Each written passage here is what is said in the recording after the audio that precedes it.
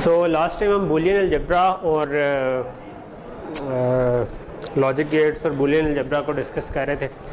और Boolean algebra में हमने प्राइमरीली ये चीज़ देखी थी कि हम वेरिएबल्स को एक्स वाई जी इस किस्म के नाम देंगे, लेकिन वो वेरिएबल्स वैल्यू ले सकेंगे 0 या 1।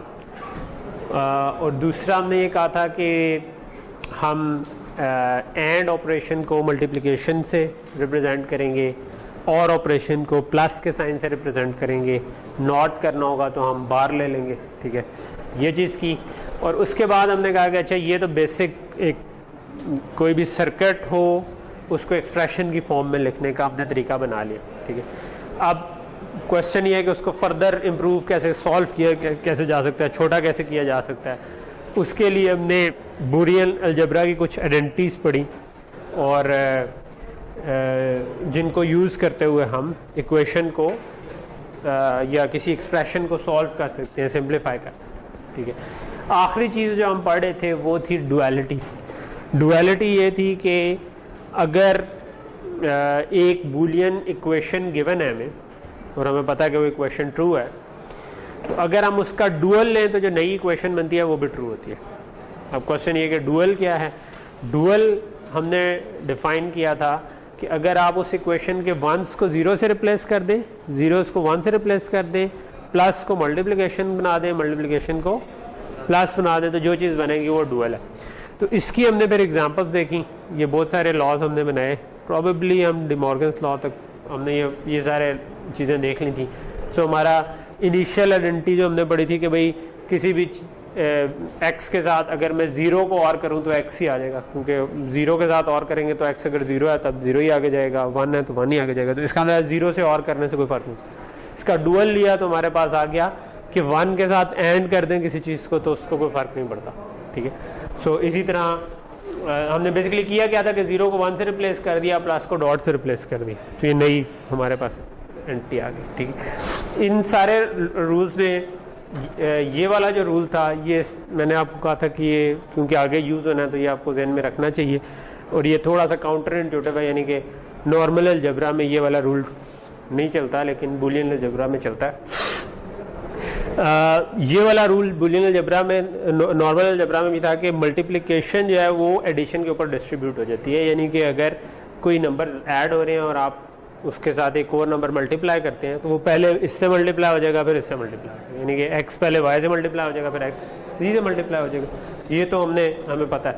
लेकिन जब हम इसका डुअल लेते हैं, यानी कि इस डॉट को प्लस बना दें, प्लस को डॉट बना दें, और इस तरफ भी यही काम करेंगे, डॉट को प्लस बना दें, प्लस को डॉट बना दें, तो अब हमारे पास ये एक इंटरेस्टिंग रूल आ जाता है कि अगर x के साथ y इंटू जी प्लस हो रहा है तो आप x को पहले y के साथ ऐड कर दें, x को बाद में z के साथ ऐड कर दें और इन दोनों को आपस में मल्टीप्लाई कर दें। तो ये हमारा था कि भाई आपकी डिस्ट्रीब्यूटिव प्रॉपर्टी का डुअल, यानी कि आपका एडिशन भी मल्टीप्लिकेशन के ऊपर डिस्ट्रीब्यूट हो जाती है इन दिस केस। अगला वाला जो था this was D Morgan's law, ठीक है।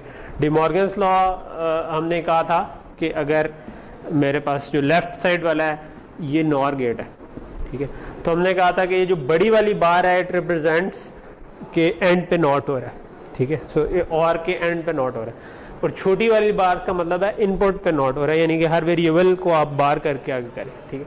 तो डी मॉर्गन्स लॉ एसेंशियली क्या चीज़ है कि आप आउटपुट वाले नॉट को इनपुट वाले नॉट पर लेके जा सकते हैं अगर आप इस गेट को स्विच कर दें, यानी ये अगर और गेट था तो इसको एंड बना दें, यहाँ से नॉट ख़त्म कर दें और यहाँ पर नॉट लगा दें, तो ये दोनों एक ही चीज़ है, ठीक है। इसका ट्रुथ टेबल बनाएंगे तो सेम आएगा जो कि इसका ट्रुथ टेबल है। तो ये वाली चीज़ आपको बता रही, ठीक है, कि अगर मैं x और y को नॉर कर रहा था, लेकिन मैं अगर इसको मतलब फ्लिप गेट को एंड बना दूँ, इसको आउटपुट्स को भी नॉट कर दूँ, इनपुट को भी नॉट कर दूँ। आउटपुट को नॉट करूँगा तो ये खत्म हो जाएगा, नॉट से कैंसिल आउट हो जाएगा।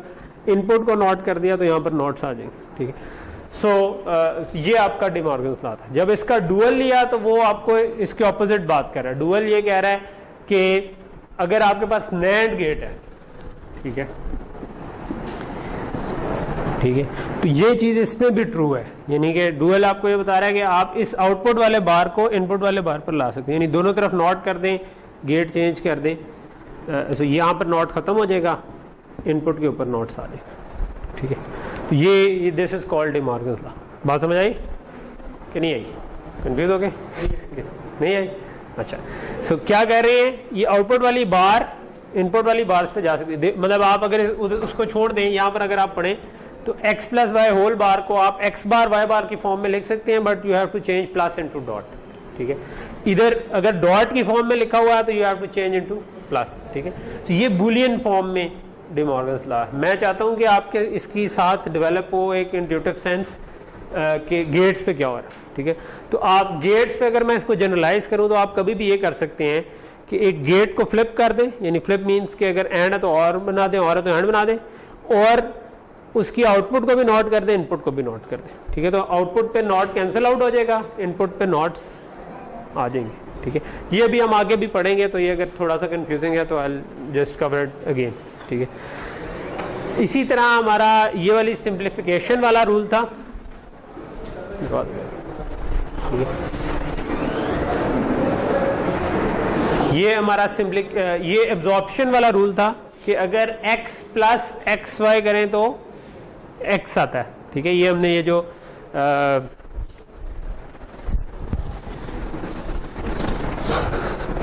हमने ये चीज पढ़ी थी कि अगर x को और कर रहे हैं एक्स वाई के साथ, तो हमने कहा था कि इसमें इस y की असल में ज़रूरत ही नहीं है, क्योंकि अगर x 0 आ रहा है, ठीक है, x plus x into y, अगर x 0 आ रहा है तो ये चीज़ वैसे ही 0 हो जाएगी, ठीक है। तो y 0 आता है या 1 आता है, doesn't matter, because and gate की एक इनपुट भी 0 हो गई तो आउटपुट 0 हो जाएगी, ठीक है। तो ये आउटपुट आपकी 0 ही रहेगी, ठीक है, क्योंकि x 0 आ रहा है। अगर x 1 आ रहा है तब इस 1 की वजह से वैसे ही आउटपुट 1 हो जानी है, अब भी y 0 आए या 1 आए इससे कोई फर्क नहीं पड़ता, क्योंकि और गेट की एक भी इनपुट 1 हो जाए। तो इसका मतलब है कि ये पूरे का पूरा सर्किट की जरूरत नहीं है। ये हमने लास्ट टाइम पढ़ा था। अब इसका हम डुअल लें तो ये भी इंटरेस्टिंग चीज बन जाती है। ये बन जाता है कि x एंड x और y, अगर ये भी चीज आए आपके पास, ठीक है, तो इस केस में भी इस सर्किट की जरूरत नहीं है, ठीक है। ये कह रहा है कि ये this is also equal to x, कि आप इस x को डायरेक्टली उठा लेते हैं, सर्किट ये सर्किट कोई काम नहीं कर रहा, ठीक है। क्यों काम नहीं कर रहा इसको हम देख सकते हैं। अगर x 0 हो तो एंड गेट की एक इनपुट 0 हो जाए तो आउटपुट वैसे ही 0 हो जाती है, तो output is just depending on x। अगर x 1 हो तो इस तरफ से 1 वैसे फॉरवर्ड हो गया, और गेट की एक इनपुट पे 1 आ जाए तो आउटपुट 1 हो जाती है, तो ये आपके पास आउटपुट 1 हो गई। तो दोनों 1 हो गई तो अगेन आउटपुट 1 है। y पे तो डिपेंड ही नहीं कर रहा, y 0 होता या 1 होता उससे कोई फर्क नहीं पड़ना था। तो इसका मतलब है कि ये पूरे का पूरा सर्किट भी रिडंडेंट है, इसकी जरूरत नहीं है। तो आपको अगर कहीं पे सर्किट में ऐसी चीज नजर आए, निकाल दें, सीधा इसको डायरेक्टली टाई कर दें, ठीक है। चाहे ऐसी चीज हो चाहे ऐसी चीज हो, कि अगर x y के साथ बार हो रहा है एंड, तो इसको हम एब्जॉर्प्शन कहते हैं, ठीक है। इसी तरह बाकी दोनों का भी डुअल है। एब्जॉर्प्शन के बाद हमने पढ़ा था कि सिंप्लीफिकेशन, कि अगर यही सर्किट हो लेकिन इधर x का बार हो जाए, ठीक है, तो हमने कहा था तब ये पूरे का पूरा सर्किट एलिमिनेट नहीं होगा। उस केस में आपके पास x प्लस वाई आएगा। इसका डुअल ले लें तो उस केस में आपके पास x इंटू वाई आएगा, कि अगर इस वाले केस में इस जगह पर आप बार लगा दें तो then you need x y, इस पूरे सर्किट को रिप्लेस कर सकते, ठीक। और आखिरी वाला जो था ये कंसेंसस थ्योरम जो था कि अगर x एक वेरिएबल के साथ एंड हो रहा है और उसका बार दूसरे वेरिएबल के साथ एंड हो रहा है, और जिन दोनों के साथ आप एंड कर रहे हैं वो उसके बाद आ रहे हैं, तो इनको आप रिमूव कर सकते हैं, यानी कि पहले दो स्टेप्स आपके पास का। इसका डुअल ले लें तो ये चीज़ अब एडिशन में आ जाती है, कि अगर x y के साथ ऐड हो रहा है, उसका बार किसी और वेरिएबल के साथ ऐड हो रहा है, और उसके बाद बाकी दो वेरिएबल आपस में ऐड हो रहे हैं, तो आप इनको रिमूव कर सकते हैं, वो डायरेक्टली लिख सकते हैं, ठीक। तो ये हमारी डुअलिटी से कुछ नए रूल्स निकल आए, ठीक है। कुछ ये रूल्स हमने पहले पढ़े थे, और ये रूल्स डुअलिटी अप्लाई करके, यानी प्लस को डॉट से चेंज करके, 1 को 0 से चेंज करके, 0 को 1 से चेंज करके जो नई इक्वेशन बनी, ये भी इक्वेशंस ट्रू है। अब ये जो रूल्स बन जाते हैं, ये काम के कहाँ पे हैं, यानी इस्तेमाल कहाँ पर होंगे? ये इस्तेमाल इस तरीके से होंगे कि जब आप कोई सर्किट बनाते हैं तो हम उस सर्किट को सिंप्लीफाई करना चाहते हैं। मतलब हमने ये पढ़ा था ना कि expression is equal to circuit, circuit is equal to expression. कि अगर आपके पास लिखा हुआ है ना कि एफ इज इक्वल टू कोई भी एक्स बार वाई प्लस एक्स वाई जी प्लस समथिंग, ठीक है, सो इस तरह की कोई एक्सप्रेशन लिखी है, तो ये एक्सप्रेशन किसी सर्किट को रिप्रेजेंट कर रही है जो कि हम इससे तस्वीर बना सकते हैं सर्किट की, ठीक है। इसी तरह अगर सर्किट गिवन हो तो उससे हम ये एक्सप्रेशन लिख सकते हैं। सो अगर आपको कोई एक्सप्रेशन दी हुई है और आप उसका असल में आप जिस तरह लैब में सर्किट वायर करके उसको चलाना चाहते हैं, तो आप चाहेंगे कि वो सर्किट छोटे से छोटा बने, ठीक है। तो उसको छोटा करने के लिए अब ये बहुत सारे तरीके हमारे पास आ गए, ठीक है। कहीं पर आपको ऐसी कोई चीज़ नजर आए, ठीक है, इसको उड़ा दें, सिंपल एक्स बना दें। कहीं पर ऐसी चीज़ नजर आए, उसको एक्स प्लस वाई बना दें, ठीक है। तो आप मोबाइल सब लोग साइलेंट अपने कर दें, ठीक है। सो ये अब ये जो सिंप्लीफिकेशन वाले या ऐसे बहुत सारे जो हमने ये बूलियन अलजेब्रा की आइडेंटिटीज पढ़ी हैं, इनका एक प्राइमरीली मकसद ये है कि आप चीज़ों को सिंप्लीफाई कर सकते हैं। तो एक सेट ऑफ क्वेश्चन इस किस्म के एग्जाम में भी आ सकते हैं ऑब्वियसली, लेकिन एग्जाम के अलावा भी जब आप एक्चुअल में सर्किट बना रहे होंगे वहाँ पर आपको जो फ़ायदेमंद चीज़ होगी वो ये होगी कि आप इन आइडेंटिटीज़ को यूज़ करते हुए सर्किट को सिंप्लीफाई कर सकते हैं, ठीक है। हम सिंप्लीफिकेशन के बहुत ज़्यादा क्वेश्चंस नहीं करेंगे हम, क्योंकि हमने थोड़ा सा आगे जाके प्रोबेबली नेक्स्ट क्लास में हम एक इसकी टेक्निक पढ़ेंगे जिसको हम कहते हैं कार्नोफ मैप्स, ठीक है, जिसमें हम एक फिगर बना के उस फिगर के ऊपर सर्किट को सिंप्लीफाई कर लेते हैं, ठीक है। तो लेकिन स्टिल ये वाली मतलब ये रूल्स आपको पता होने चाहिए, क्योंकि कार्नोफ मैप्स जो हैं वो 5-6 वेरिएबल्स पे अगर आप डिपेंड कर रहे हो वहाँ तक तो ठीक है, लेकिन जब आप 6 या 6 से ज़्यादा हो जाते हैं तब कार्नोफ मैप्स इतने यूज़फुल नहीं रहते, ठीक है। तो वहाँ पर फिर आप इन आइडेंटिटीज़ को यूज़ करते हैं। तो मतलब अगर मैं इधर से अपना पास बताऊँ तो हम अभी एक हमने शुरू में नंबर सिस्टम पढ़ा, उसके बाद अब हम बूलियन अलजेब्रा पढ़े हैं जो कि हमें सर्किट को सिंप्लीफाई करने में मदद कर रहा है, लेकिन अभी हम सिंप्लीफिकेशन पे ज़्यादा फोकस नहीं करेंगे, वो हम थोड़ा सा आगे जाके करेंगे। फिर हम एक नई टेक्निक पढ़ लेंगे कार्नोफ मैप्स, जो कि अगेन वो भी सिंप्लीफिकेशन में आपको हेल्प आउट करेगी। जब वो कर लेंगे उसके बाद हम ना समझें छोटे छोटे सर्किट्स बनाना शुरू कर देंगे, ठीक है। मिसाल के तौर पर कंपैरेटर का सर्किट, कि भाई दो नंबर्स को कंपेयर करना है कि बड़े हैं छोटे हैं तो क्या करें। अब आपके प्रोसेसर के अंदर कंपैरेटर लगा होता है जो कि नंबर्स को कंपेयर कर, एडर का सर्किट, दो नंबर्स को ऐड करना है तो क्या कैसे उसका सर्किट, वो सब गेट से मिलकर बना है, ठीक है। फिर जब हमारे ये वाले बेसिक सर्किट्स बन जाएंगे ना, तो आप समझें कि अब आपके टूल्स पूरे हो गए, ठीक है। अब आप इनको यूज़ करके एडवांस सर्किट्स थोड़े से बना सकते हैं, ठीक है। एक दरमियान में हम काम ये करेंगे कि स्टोरेज वाले सर्किट्स जो होते हैं जिनको हम सिक्वेंशियल सर्किट्स कहते हैं, वो फिर इसके बाद डिज़ाइन करेंगे, और जब वो कर लेंगे तो फिर हम इन आप समझेंगे आपके औजार पूरे हो गए, ठीक है। मिस्त्री के जिस तरह औजार होते हैं ना जिनसे फिर वो कोई भी बिल्डिंग बना सकता है, सो हमारे औजार पूरे हो जाएंगे। फिर हमारा जो सेकेंड हाफ ऑफ कोर्स होगा वो होगा कि अपना ये जो हमने जो कंपोनेंट्स बना लिए उनको जोड़ जोड़ के ज़रा बड़े सर्किट बनाने की कोशिश कीजिए, ठीक। अच्छा, तो यहाँ पर तो इनका जो मकसद है वो ये है कि ये टेक्निक्स यूज़ होती हैं फॉर सिंप्लीफिकेशन ऑफ सर्किट, ठीक है। डी मॉर्गन्स लॉ जो है ना, ये इसी के अंदर जो हमने अभी पढ़ा था, ये वाला डी मॉर्गन्स लॉ, और ये उसका डुअल लेकर भी डी मॉर्गन्स लॉ आया था, ठीक है। सो ये मैंने गेट्स की फॉर्म में भी ड्रॉ करके आपको दिखाई था, ठीक है। इसकी एक जनरलाइज फॉर्म है।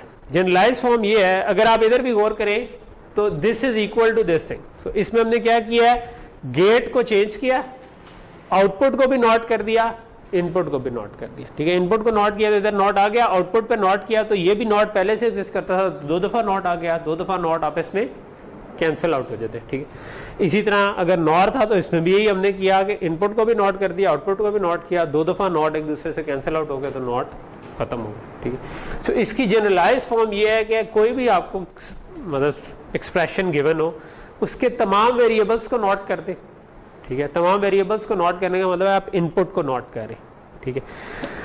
उसके बाद आप डॉट को प्लस बना दें, प्लस को डॉट बना दें, इसका मतलब है और को एंड बना दें, एंड को और बना दें, ठीक। और रिजल्ट को भी नोट कर दें, ठीक है। तो आपका सर्किट बिल्कुल उसी तरह काम करता रहेगा जिस तरह वो पहले काम कर रहा था। ये अब मज़े की चीज़ है, ठीक है, कि आप एक सर्किट की सारी इनपुट्स भी उल्टा दी, आउटपुट भी उल्टा दी, और दरमियान में एंड को और बना दिया, और को एंड बना दिया, स्टिल वो सर्किट वही काम कर रहा है जो कि पहले कर रहा था, ठीक है। तो इसके कुछ फ़ायदे ठीक है, फ़ायदे क्या हैं? मतलब पहले तो हम एग्जांपल देख लें। मिसाल के तौर पर ये एक्सप्रेशन लिखी हुई है, इस एक्सप्रेशन में आपका एक्स वाई प्लस एक्स जी प्लस वाई जी हो रहा है, ठीक है। अब अगर डिमॉर्गन्स लॉ में अप्लाई करूं तो मैं तमाम वेरिएबल्स को नोट कर दूंगा, डॉट को प्लस से चेंज कर दूंगा, प्लस को डॉट से चेंज कर दूंगा, और जो पूरा रिजल्ट आएगा उसको भी नोट कर दूंगा। तो मेरे पास ये चीज़ बन जाएगी कि आपने डॉट को प्लस से चेंज कर दिया, प्लस को डॉट से चेंज कर दिया, जो सारे वेरिएबल्स जो थे एक्स वाई जी उन सब को नोट कर दिया, ठीक है, और जो हो पूरा रिजल्ट आ रहा था उसको भी नोट कर दिया। तो ये जो चीज़ बन रही है ना, इससे भी सेम सर्किट, मतलब सर्किट वही काम करेगा जो ये वाला काम कर रहा था। सेम इनपुट देंगे, सेम आउटपुट आएंगे, ठीक है। तो यहाँ तक चीज़ क्लियर होगी जी। अगर आप किसी भी एक्सप्रेशन में तमाम वेरिएबल्स को नोट कर दें और डॉट को प्लस से चेंज कर दें, प्लस को डॉट से चेंज कर दें, और आउटपुट को भी नोट कर दें, तो आपका सर्किट उसी तरह काम करता रहेगा। ये बात समझ आ रही? ठीक है। तो हमने ये किया है कि ये एक्सप्रेशन लिखी हुई थी, इसमें तमाम जो एक्स वाई जी आ रहे थे उन सब के साथ नॉट लगा दिया, ये नॉट का साइन लगा दिया, ठीक है। इनमें जो मल्टीप्लाई हो रहे थे उनको प्लस कर दिया, ठीक है, यानी कि जो एंड हो रहे थे उनको और कर दिया, जो और हो रहे थे उनको एंड कर दिया, और जो पूरा रिजल्ट आया उसको नोट कर दिया, ठीक है। तो ये अगेन इसका मतलब है कि ये एक्सप्रेशन वही काम करती रहेगी जो पहले कर रही थी, ठीक है, इसमें कोई फर्क नहीं पड़ेगा, ठीक है। अच्छा, अब ऑब्वियसली आप इसको थोड़ा सिंप्लीफाई भी कर सकते हैं। आप इस स्पेसिफिक जगह पर दोबारा डी मॉर्गन्स लॉ लगा दें तो आप कि ये नॉट्स खत्म हो जाएंगे, ठीक है। लेकिन जो मकसद है ना वो ये है कि बाज़ सर्किट्स में, जिस तरह ये एक सर्किट है, इसमें अब आपके पास बहुत सारे नॉट गेट्स आ रहे हैं, ठीक है, ये 4 नैंड गेट्स लगे हुए हैं, यानी कि एंड गेट है, उनके आगे नॉट लगे हुए। तो डी मॉर्गन लॉ को यूज़ करते हुए आप ये कर सकते हैं कि इसमें से कई नॉट्स एलिमिनेट कर सकते हैं। फॉर एग्जाम्पल, मैं इस वाले गेट पे डी मॉर्गन्स लॉ अगर लगा दूँ, ठीक है, तो इस वाले गेट की इनपुट्स को नोट कर दूं, आउटपुट को भी नोट कर दूं और गेट चेंज कर दूंगा, ठीक है। उससे क्या होगा, ये और गेट बन जाएगा, आउटपुट पे 2 दफा नोट हो जाएगा, इनपुट पे भी नोट गेट्स आ जाएंगे। इनपुट पे जो नोट है वो ऑलरेडी इधर भी एक नोट आ रहा था, नोट नोट से कैंसिल आउट। सो इसमें जो 4 नोट्स आ रहे थे ना, ये चारों के चारों खत्म हो जाएंगे, यानी कि मैंने उधर डी मॉर्गन लॉ अप्लाई किया, ये और गेट बन गया, आगे 2 नोट्स थे खत्म हो गया, इधर भी नॉट आ गए, इधर भी नॉट आ गए, ये नॉट नॉट से कैंसिल आउट हो गए। तो अब आपके पास बेसिकली सिंप्लीफाइड सर्किट बना। सो आप सर्किट को थोड़ा डी मॉर्गन्स लॉ को अप्लाई करके, अगर नॉट ज़्यादा आ रहे हैं तो आप गेट को फ्लिप करें और नॉट्स को पीछे से रिमूव कर दें, क्योंकि नॉट नॉट से कैंसिल आउट हो जाए, ठीक। ओके, सो यहाँ तक हमारा एक जो काइंड ऑफ बुलियन अलजेब्रा का एक मेजर चंक हो गया। अब हम 2 और छोटे से टॉपिक्स पढ़ेंगे जो आज के हमारे मेन टॉपिक्स हैं, वो है सम ऑफ प्रोडक्ट फॉर्म और प्रोडक्ट ऑफ सम फॉर्म, ठीक है, जिनका मेन मकसद ये है कि अगर कोई एक्सप्रेशन गिवन है उससे हम ट्रुथ टेबल तक पहुंच सके उसके, ठीक है। सो वो हम अभी देखते हैं कि कैसे पहुंचेंगे, ठीक है। अगर मुझे कोई भी एक्सप्रेशन गिवन है और मैं उसका ट्रुथ टेबल बनाना चाहता हूं तो एक तरीका है कि मैं उसमें वैल्यूज पुट करता जाऊं सारी ट्रुथ टेबल वाली, लेकिन दूसरा एक और तरीका जो है वो हम अभी देखेंगे, ठीक है। सो पहली चीज हम पढ़ेंगे सम ऑफ प्रोडक्ट फॉर्म, ठीक है। तो सम ऑफ प्रोडक्ट फॉर्म क्या होती है, ठीक है। अभी स्लाइड के ऊपर ज्यादा तवज्जो ना दें, क्या लिखा हुआ है जो मैं बता रहा हूं उस पर रखें। Sum of product as the name suggest is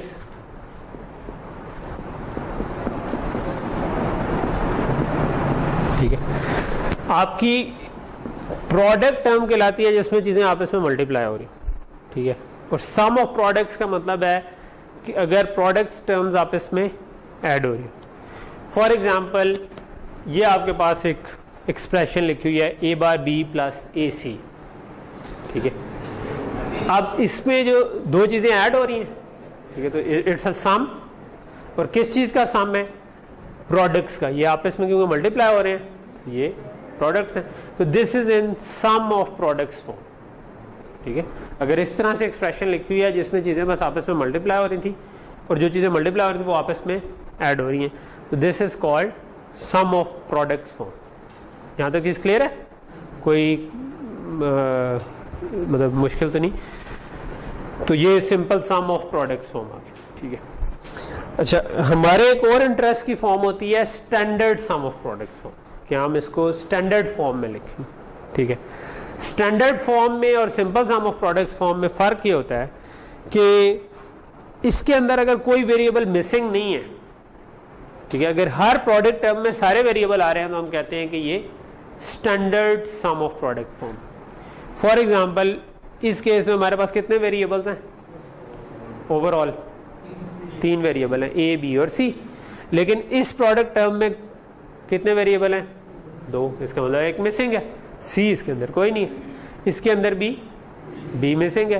तो इसका मतलब है ये सम ऑफ प्रोडक्ट फॉर्म तो है मगर standard sum of product form नहीं है, ठीक है। सो आपके पास अगर कोई कहे कि यार ये एक्सप्रेशन जो है ये किस फॉर्म में है, तो आपको पता है कि यार ये sum of product form, so this is sum of product form.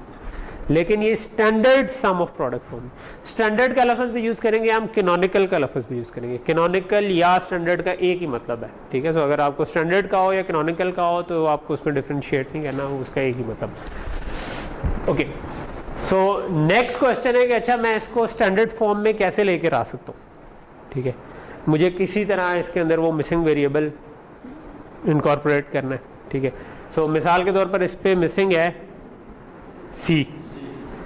सो मैं क्या कर सकता हूँ, इसको मैं सी प्लस सी बार से मल्टीप्लाई कर सकता हूँ, ठीक है, क्योंकि सी प्लस सी बार क्या होगा? सी प्लस सी बार क्या होगा? 1 होगा, ठीक है। 1 से मल्टीप्लाई किसी चीज़ को करें तो कोई फर्क नहीं पड़ता। तो अगर मैं सी प्लस सी बार से मल्टीप्लाई कर दूँ तो बेसिकली 1 से मल्टीप्लाई किया, इसका मतलब मैंने कोई चेंज नहीं की, ठीक है। लेकिन साथ साथ मल्टीप्लाई भी हो गया, इसका मतलब है कि सी इसके अंदर इनकॉर्पोरेट हो जाएगा जब इसके साथ मल्टीप्लाई। इसी तरह इसके अंदर क्या चीज़ मिसिंग है? बी। सो इसको मैं मल्टीप्लाई कर सकता हूँ बी प्लस बी बार से, क्योंकि B plus B bar is 1, ठीक है।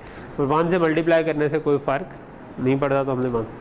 सो ये आपके पास बन गया A bar B C plus A bar B C bar plus A B C plus A B bar C, ठीक है।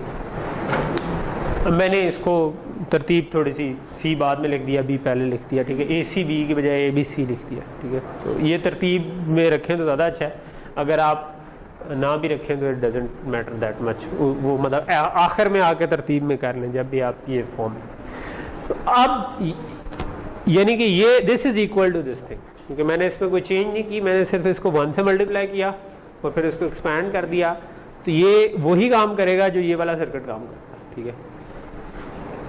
लेकिन अब इसके अंदर हर टर्म में, now this is also sum of products, ठीक है। ये प्रोडक्ट्स ही है ना जो आपस में सम हो रही हैं, तो ये भी सम ऑफ प्रोडक्ट्स है, मगर इसकी हर टर्म जो है उसके अंदर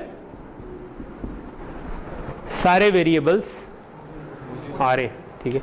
तो इसका मतलब है कि दिस इज स्टैंडर्ड और canonical sum of products form, ठीक शो, ठीक है, समझिए। ओके,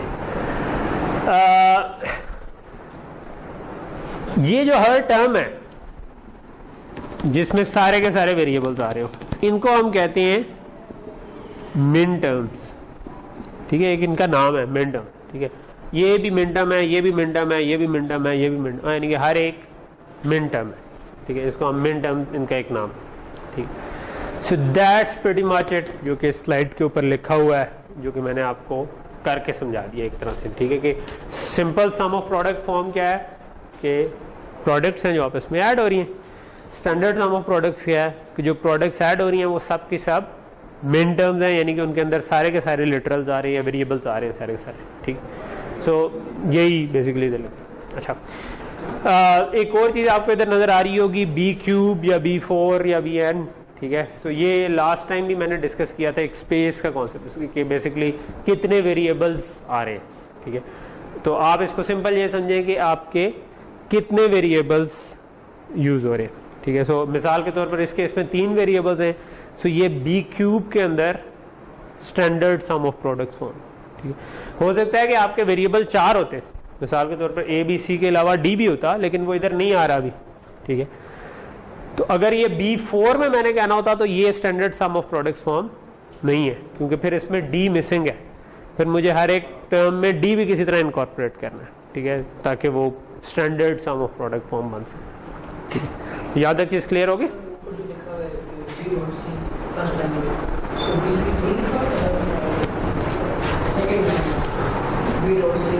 जी जी।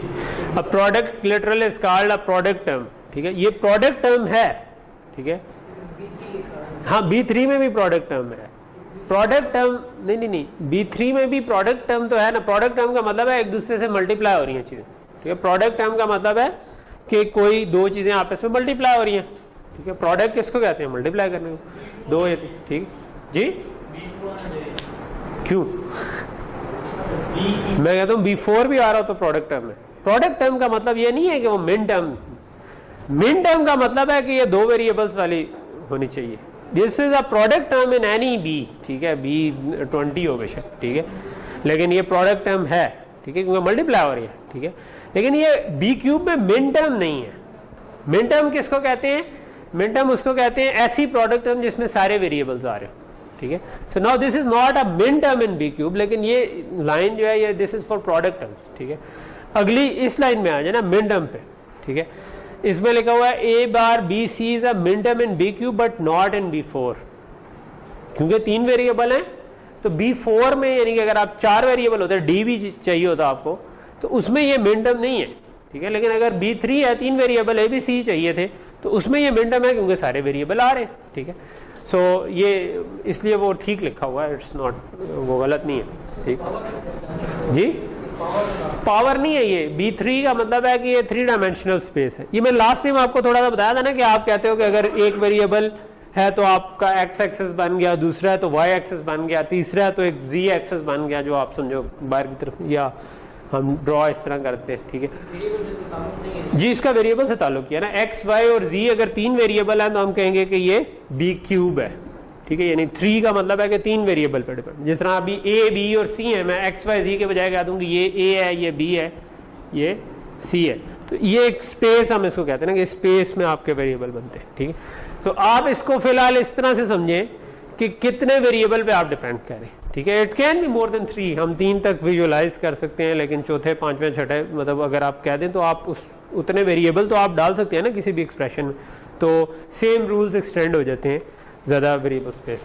लेकिन हम बेसिकली स्पेस के कॉन्सेप्ट को ज़्यादा लॉजिक डिज़ाइन में एक्सप्लोर नहीं कर रहे होंगे, ठीक है, बिकॉज ये ज़्यादा जो जब हम रियल नंबर्स को या कॉम्प्लेक्स नंबर्स को डील कर रहे होते हैं वहाँ पर ज़्यादा रेलेवेंट कॉन्सेप्ट है, या वेक्टर्स को डील करते हुए लॉजिक डिज़ाइन में इतना ज़्यादा इसकी ज़रूरत नहीं पड़ेगी, ठीक है। सो 2-4 हमने डेफिनेशन की, ठीक है। वी आर मतलब मैं डेफिनेशन से ज़्यादा इस पर इंटरेस्टेड हूँ कि इसका फ़ायदा क्या है, मतलब हम स्टैंडर्ड फॉर्म में लाए ही क्यों, ठीक है। स्टैंडर्ड फॉर्म में लाने का एक बड़ा फ़ायदा है। वो फ़ायदा ये है कि स्टैंडर्ड फॉर्म जो है ना वो और ट्रुथ टेबल आप समझो कि एक ही चीज़ है, ठीक है। कैसे, मैं उस पर आता हूँ, ठीक है। ये अगर आपके 3 वेरिएबल थे A bar B bar C bar, A B और C, ठीक है। सो ये उसका ट्रुथ टेबल बना हुआ कि भाई 0 0 0 से 1 1 1 तक 3 कॉम्बिनेशन बनते थे। इस साइड पे हमने सारी मिन टर्म्स लिख दी हैं, ठीक है। इन 3 थे तो इनके ये 8 केसेस बन सकते थे कि या तीनों ही बार होंगे या 2 बार होंगे, एक नहीं होगा, या मतलब जो भी कॉम्बिनेशन अल्हम्दुलिल्लाह जो भी कॉम्बिनेशन बनते थे हमने सब के सब लिख दिए, ठीक है। अच्छा, अब इधर एक इंपॉर्टेंट चीज नोट करने वाली है, वो ये कि for example A bar B bar C बार, सो एक मिन टर्म जो है बेसिकली एक प्रोडक्ट टर्म होती है, ठीक है। प्रोडक्ट टर्म का मतलब है कि असल में ये एक एंड गेट है, ठीक है। अगर A bar B bar C बार कह रहे हैं तो इसका मतलब है अगर A B और C इनपुट थे आपके, तो आपने इसको एक एंड गेट से कनेक्ट किया और इसका बाहर ले लिया। एक एंड गेट जो होता है उसका ट्रुथ टेबल हमने देखा वो कब 1 होता है, जब उसकी सारी इनपुट्स 1 हो, ठीक है। सो ये सिर्फ एक केस में 1 होगा। अगर a bar b bar c बार है तो अगर a 0 आएगा तो नॉट होकर इधर 1 आ जाएगा, b भी 0 आएगा तो नॉट होकर इधर 1 आ जाएगा, c भी 0 आएगा तो नॉट होकर इधर 1 आ जाएगा। सो इसका मतलब है ये सिर्फ जब a b और c 0 आए तब 1 होगी, a bar b bar c बार, बाकी सारे केस में ये 0 रहेगी, ठीक है।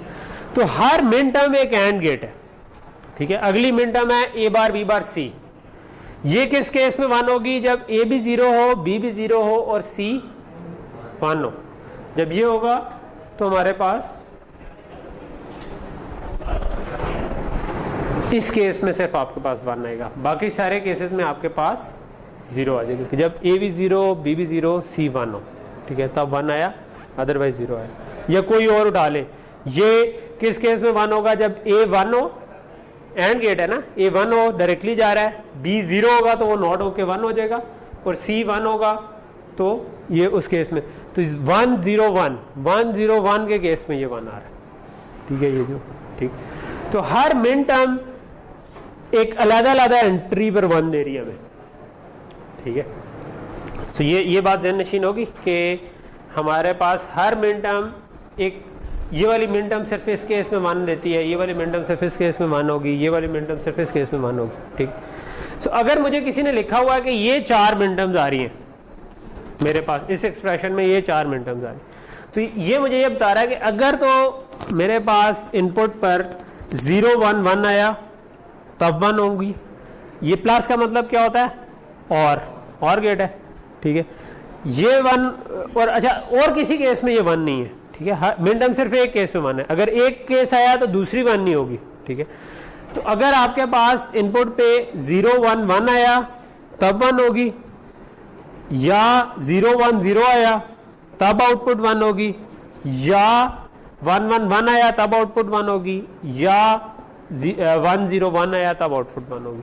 तो ये इसको सॉल्व करके हमारे पास जो ये एक्सप्रेशन आई है, ये हमें बता रही है कि आपके ट्रुथ टेबल में इन 4 जगहों पर 1 आना चाहिए और किसी जगह पर 1 नहीं आना, क्योंकि ये 4 आपस में और हो रहे हैं ना, और ये सिर्फ एक एक केस पे 1 होती है। तो इनके अलावा बाकी कोई केस भी आ गया तो इन पे तो कोई 1 नहीं होगा, तो आउटपुट 0 ही रहेगी, ठीक है। सो जब आप स्टैंडर्ड फॉर्म में ले आते हैं ना, तो ये डायरेक्टली आपको बता देती है कि ट्रुथ टेबल क्या बनता है, ठीक है।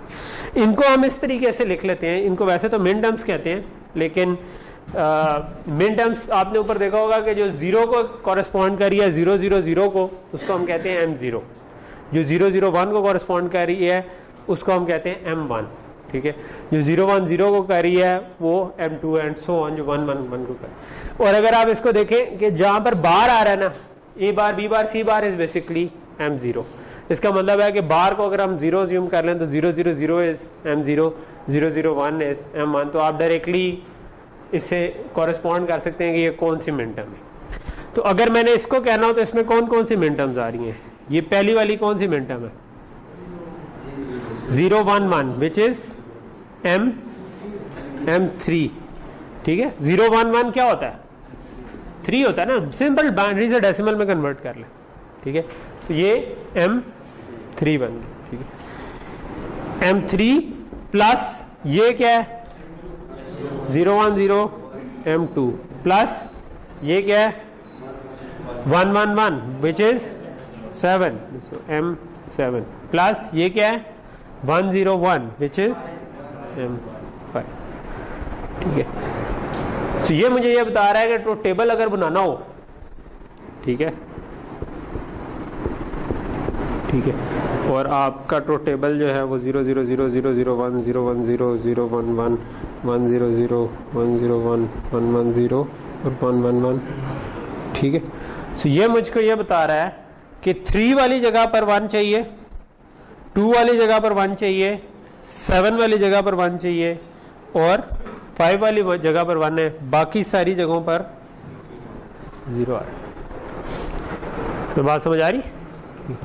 सो जो आपने चीज़ जहन में रखनी है वो ये रखनी है कि जब आप, अगर आपको कोई भी एक्सप्रेशन गिवन है, व्हाट यू कैन, और आपसे कोई कहे कि यार इसका ट्रुथ टेबल क्या है, ठीक है, क्योंकि एक सर्किट का ट्रुथ टेबल हमें ये बताता है कि वो सर्किट करता क्या है, ठीक। तो अगर कोई भी आपको ये वाली एक्सप्रेशन गिवन थी, हमें नहीं पता कि ये क्या करता है इस वक्त, ठीक है, लेकिन जब ट्रुथ टेबल आ जाएगा तो हमें पता चल जाएगा कि भाई ये इनपुट आती है तो ये 1 होता है, ये इनपुट आती है तो 0 होता है, ठीक है।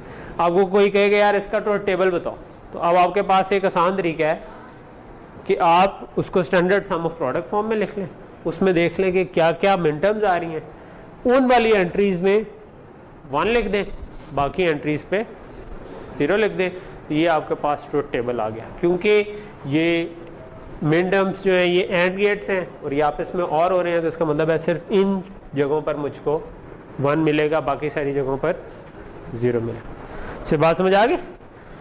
तो अगर आपको क्वेश्चन आया होता कि यार मतलब ये तो अभी हमने सॉल्व कर लिया, लेकिन अगर मैं आपको बगैर ये सॉल्व किए कहता कि यार इसका ट्रुथ टेबल बनाए, तो एक तरीका ये हो सकता था कि मैं 0 0 0 इसके अंदर पुट करूं और देखूं कि f क्या आता है, और फिर मैं इधर आके एंटर करूं, फिर मैं इसमें 0 0 1 वैल्यू पुट करूं a b c की, और देखूं कि क्या ये सॉल्व हो क्या आता है, इसके अंदर पुट करूं, फिर 0 1 0 पुट करूं, करता जाऊं अप टू 1 1 1 तक, ठीक है। उससे भी ठीक ट्रुथ टेबल बन जाना था, यही ट्रुथ टेबल बनना था, लेकिन उसमें मुझे ज़्यादा टाइम लग जाना था। उसके बजाय जब मैंने standard sum of product form में लिख दिया तो ये काम कम टाइम में हो गया, ठीक है। हो सकता है पेपर में मैं इससे क्वेश्चन आपको ये दूं कि एक एक्सप्रेशन दे दूं, मैं कहूँ उसका ट्रुथ टेबल लिखें, ठीक है, मैं दोनों को ठीक ग्रेड कर दूंगा, अगर किसी ने वैल्यूज पुट करके बनाया या इस तरीके से बनाया। लेकिन जिसने वैल्यूज पुट करके बनाया होगा उस बेचारे के वो हो सकता है कि उसको 20-25 मिनट उसमें लग जाए, एग्जाम के इंपॉर्टेंट टाइम होता है, ठीक है। और जिसने सम ऑफ प्रोडक्ट से बनाया हो सकता है वो 5 मिनट में फारिग हो गया। जब आप 5 मिनट में फारिग हो गए तो बाद वाला जो डिज़ाइन क्वेश्चन होगा जिसमें सोचने वाला काम होगा थोड़ा, उस वक्त तक आपका मतलब उसमें ज़्यादा टाइम हो तो ज़्यादा अच्छी बात है, वो फिर आराम से उसको सॉल्व कर सकेगा। सो यहाँ तक चीज़ समझ आ रही है, ठीक है। सो स्टैंडर्ड फॉर्म का फ़ायदा क्या हुआ कि you can directly relate it to truth table, ठीक है। सो हम इसको इस तरह भी लिख सकते हैं, ठीक है, जिस तरह मैंने भी लिखा, ये इसी फॉर्म में लिखा। हम बाज़ का इसको समेशन के साइन के साथ भी लिख देते हैं कि सेम चीज़ को कि भाई आपके 0 1 4 और 5 पर आ रहा था तो आपने कहा समेशन ऑफ m 0 1 4 5, या आप 1 सेट कह देते हैं कि भाई इस सेट के लिए ये 1 है ट्रुथ टेबल, 0 1 4 और 5 के लिए 1। जो इंपॉर्टेंट बात है वो ये है कि चाहे इस तरह लिखा हो या ट्रुथ टेबल लिखा हो, इट्स द सेम थिंग, ठीक है। मैं आपको ट्रुथ टेबल दे दूं या मैं आपको बता दूं, मतलब मैं आपको लेट से मैंने आपको पेपर में ट्रुथ टेबल को प्रिंट करने में ज़्यादा कागज़ ज़ाया होता है, ठीक है, तो मैं उसके बजाय मैं कह दूं कि भाई एक सर्किट है जिसका ट्रुथ टेबल ये है M0 M2 M7 M9 in B4, ठीक है। So you should be able to understand कि ये क्या लिखा हुआ है, ठीक है, सॉरी प्लस कोमा नहीं प्लस, ठीक है, या 1 सेट या समेशन डाल के मैं बता दूं, किसी भी फॉर्म में लिख दूं, ये सारी एक ही फॉर्म डिफरेंट तरीके ना, मैं समेशन डाल के लिख दूं m of 0 2 7 9, तो आपको ये चीज़ समझ आ जानी चाहिए कि मैं ये कहना चाह रहा हूं कि भाई 4 B4 का मतलब है कि 4 वेरिएबल वाला एक टेबल बनाओ, ABCD बनाओ, उसके अंदर 0 0 0 वाली जगह पर 1 चाहिए, 0 0 1 0 वाली जगह पर 1 चाहिए, 0 1 1 वाली जगह पर 1 चाहिए, और 1 0 0 1 वाली जगह पर 1 चाहिए, बाकी सब जगहों पर 0 होना चाहिए, ठीक। सही बात क्लियर होगी? ओके जी, इसकी मैं एक एग्जांपल करता हूँ, उससे ज़्यादा अच्छे तरीके क्लियर होगा, ठीक है, बल्कि 2 एग्जांपल करता हूँ, ठीक है। मैं आगे कुछ स्किप करके, वैसे प्रोडक्ट सम भी आ रहा हूँ मैं बाद में पढ़ाता हूँ, मैं ये 2 एग्जांपल्स कर लेता हूँ सॉल्व, ठीक है।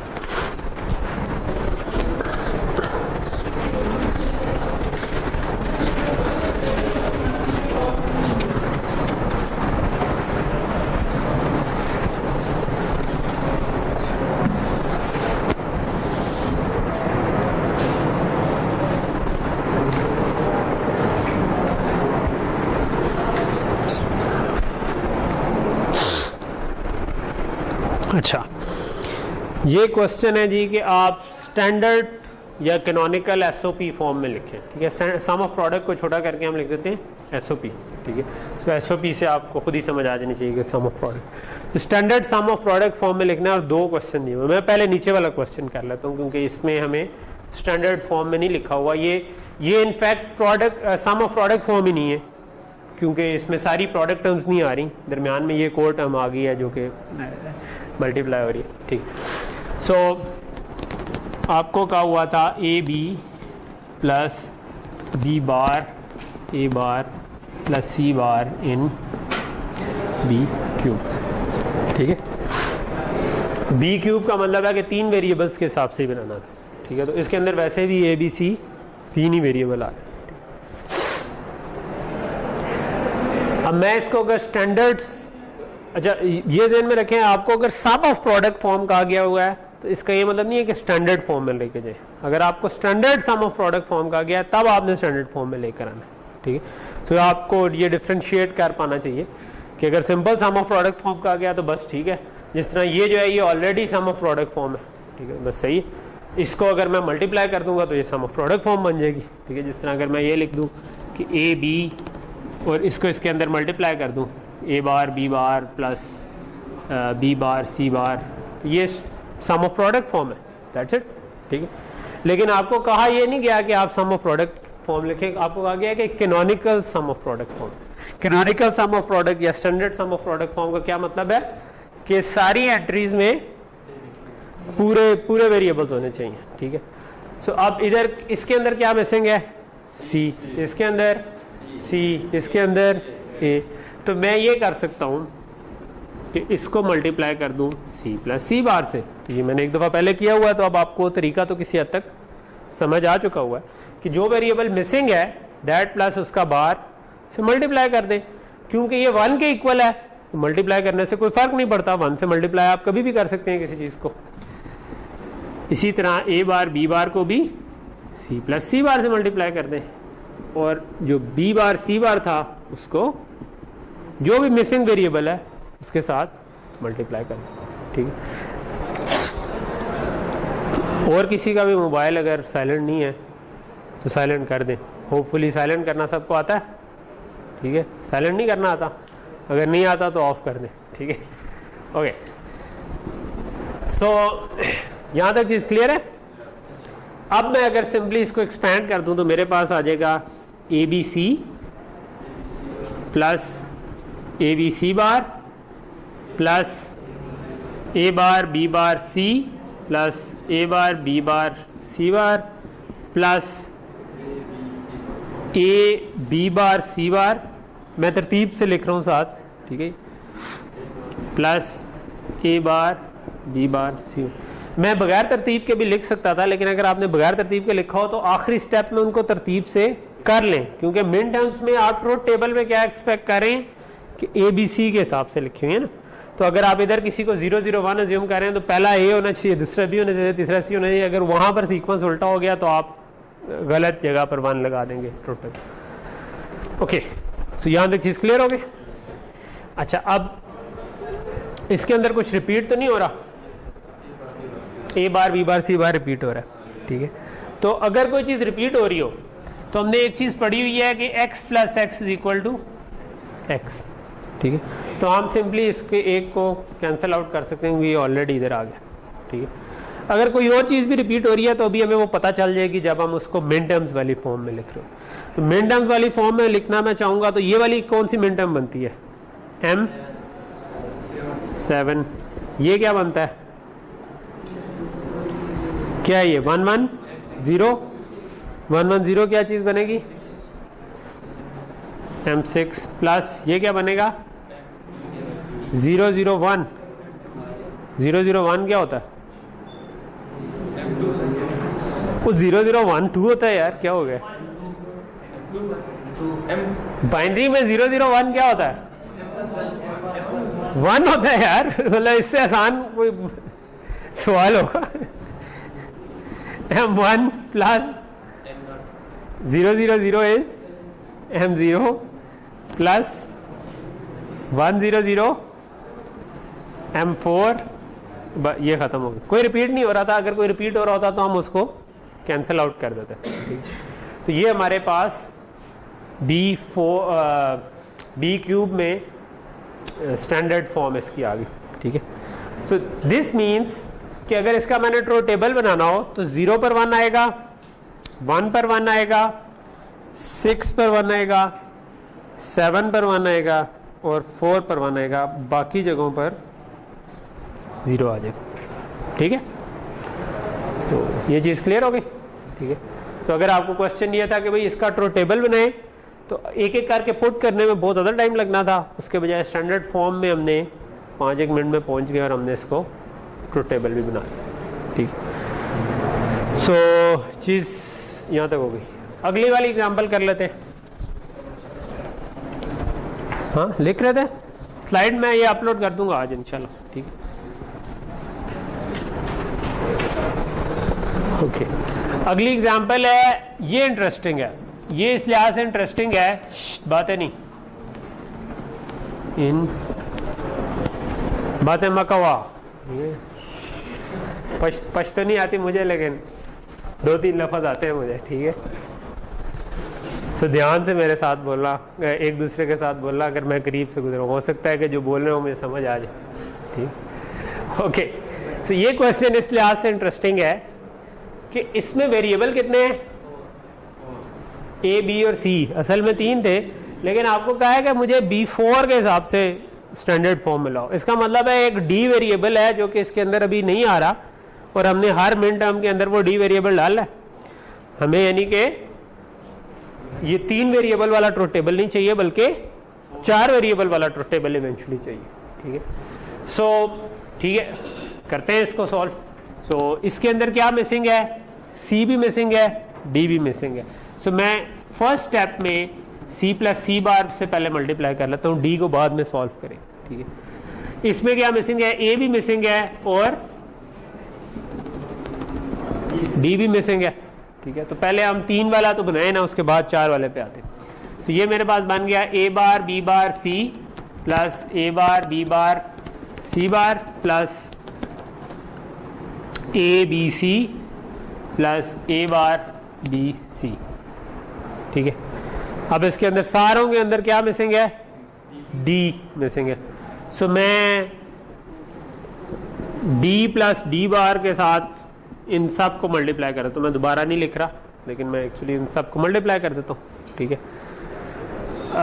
सो क्या हो जाएगा कि ये भी डी प्लस डी बार से मल्टीप्लाई होगा, ये भी डी प्लस डी बार से होगा, ये भी डी प्लस डी बार से होगा, ये भी डी प्लस डी बार से मल्टीप्लाई होगा, ठीक है। तो जब इसको मल्टीप्लाई करूंगा तो मेरे पास बन जाएगा A bar B bar C D plus A bar B bar C D bar, ठीक है। तो पहले डी से मल्टीप्लाई होगा ए बार बी बार सी, फिर डी बार से होगा तो दोनों आ जाएंगे, ठीक है। ये स्टेप समझ आ रहा है ना, कि मतलब मैं इसको पहले इससे अगर मल्टीप्लाई करूं, ठीक है, फिर इसको इससे मल्टीप्लाई करूं, फिर इसको इससे मल्टीप्लाई करूं, तो मैंने उसको थोड़ा शॉर्ट करके लिख दिया, लेकिन बेसिकली मैं ये कर सकता था कि ए बार बी बार सी को डी प्लस डी बार से मल्टीप्लाई करता, plus A bar B bar C bar को डी प्लस डी बार से मल्टीप्लाई करता, एंड सो ऑन बाकी सारों को भी करता, ठीक है। तो इसको जब मल्टीप्लाई करूंगा तो A bar B bar C D plus A bar B bar C D bar, ठीक है। प्लस आगे क्या आएगा अब आप बताएं, A bar B bar C bar D plus, ठीक हो गया, plus A B C D plus plus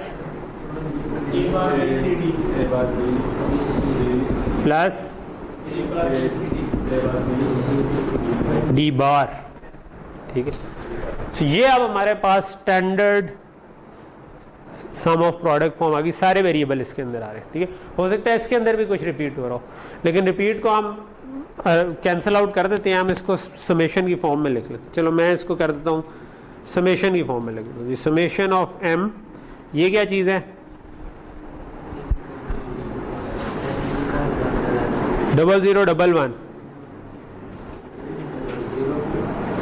mark करो यार, पहले 2 लेक्चर मैंने ज़ाया किए क्या, 0011 क्या होता है, अच्छा आगे 0 0 1 0 2 1 0 2, ठीक है। आगे 0 0 1 2 का ना तो आ रहा है डस्टर, ठीक है। क्या होगा 0 0 1 0 0 1 1 0 0 1 क्या होता है यार? 1 होता है, बाइनरी में 1 लिखा हुआ है, ठीक है। डस्टर नहीं आया वैसे, लेकिन चलो ठीक है। आगे 0, आगे 1 1 1 1, 4 1 हो तो ना, 4 1 है 15, ठीक है। 4 1 15, ठीक है। 1 1 0 14, ठीक है। 0 1 1 ये आप बताएंगे 7, 0 1 1 0 ये भी आप बताएंगे 6, ठीक है। ये अब आपको बता रहा है ट्रुथ टेबल, ठीक है, पूरा कि ट्रुथ टेबल की ये 4 वेरिएबल वाला होगा। ये मैंने 3 वाला पहले बनाया था, 4 वाला अगर बनाऊं 16 एंट्रीज होंगी, उसके 0 नंबर पे 1 2 3 चारों पर 1 हो, और फिर आपको 7 और 6 वाली जगह पर 1 हो, और 14 और 15 वाली जगह पर, ठीक है। सो ये हम स्लाइड से वेरीफाई कर लेते हैं, यही बन रहा है। 0 1 2 3 वाली जगह पर 1 6 7 14 15 यही हमारे पास भी आ रहा है, ठीक है। तो इसका मतलब हमने ठीक सॉल्व किया, ठीक है। और पिछली वाली एग्जांपल तो खैर मैंने रेस कर दी है, लेकिन होपफुली वो भी ठीक सॉल्व की होगी, ठीक है। ओके, सो अब अभी क्लियर हुआ? काफ़ी है यहाँ तक, ठीक है। अगर आपको स्पेसिफिकली कहा गया हो कि ट्रुथ टेबल ही बनाए तो ट्रुथ टेबल बना दे, ठीक है। हाँ जी, यहाँ तक कर, अगर आपको कहा ट्रुथ टेबल क्या है तो आप बेशक इससे पिछले स्टेप से ट्रुथ टेबल बनाना है तो बना ले, ठीक है, आई डोंट माइंड। लेकिन अदरवाइज आप इस स्टेप पे करके ट्रुथ टेबल बना ले, ठीक है। ओके, यहाँ तक चीज़ क्लियर होगी, ठीक है।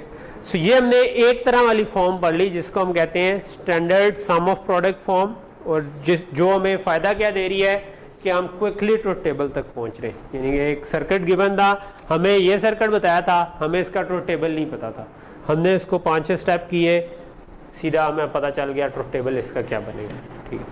तो ये चीज़ ठीक। अच्छा, इसी तरह की एक और फॉर्म है जो मैं पीछे खुद स्किप कर गया था ताकि उस वक्त कन्फ्यूजन ना हो, जो कि प्रोडक्ट ऑफ सम फॉर्म कहलाती है, ठीक है। तो ये स्लाइड बिल्कुल उसी तरह की स्लाइड है। अभी स्लाइड पे बेशक फोकस ना करें, मैं आपको ये समझा दूं, उसके बाद आप बेशक इसको पढ़ लें तो साथ साथ आपको समझ आ जाएगी। तो अब मैं लफ्ज़ यूज कर रहा हूँ सम ऑफ प्रोडक्ट की बजाय प्रोडक्ट ऑफ सम्स, ठीक है। सो यार ये कोई डस्टर कमरान अगली क्लास में कोशिश करें, या तो इसको सॉल्व कर लो या चेंज कर लो, ठीक है। प्रोडक्ट ऑफ सम्स, पिछली थी सम ऑफ प्रोडक्ट्स, सम कहते हैं नंबर ऐड हो रहे हो, प्रोडक्ट कहते हैं मल्टीप्लाई हो रहे हो। तो इस केस में हम कह रहे हैं जिस तरह ये फॉर्म लिखी हुई है, a bar plus b into A plus C. ना ये इंडिविजुअली ये क्या है, सम्स है, ठीक है, ये नंबर ऐड हो रहे हैं, सम्स है, और आपस में ये इनकी प्रोडक्ट हो रही है, मल्टीप्लाई हो रही है। तो ये प्रोडक्ट ऑफ सम्स फॉर्म में लिखा हुआ हमारे पास, ठीक है। ये लिखा हुआ ना a bar plus b into A plus C. Now this is in product of sum forms, क्योंकि ये प्रोडक्ट टर्म्स है, ये सम टर्म्स हैं जिनका प्रोडक्ट हो रहा है, ठीक। तो नाम से जाहिर है प्रोडक्ट ऑफ सम्स क्या चीज़ है, ठीक। अच्छा, अगेन जिस तरह सम ऑफ प्रोडक्ट में एक स्टैंडर्ड या कैनोनिकल फॉर्म थी, इसके अंदर भी एक कैनोनिकल है। जिस तरह उसमें मिन टर्म्स थी, इसमें हम देखेंगे मैक्स टर्म्स कहते हैं इनको, ठीक है।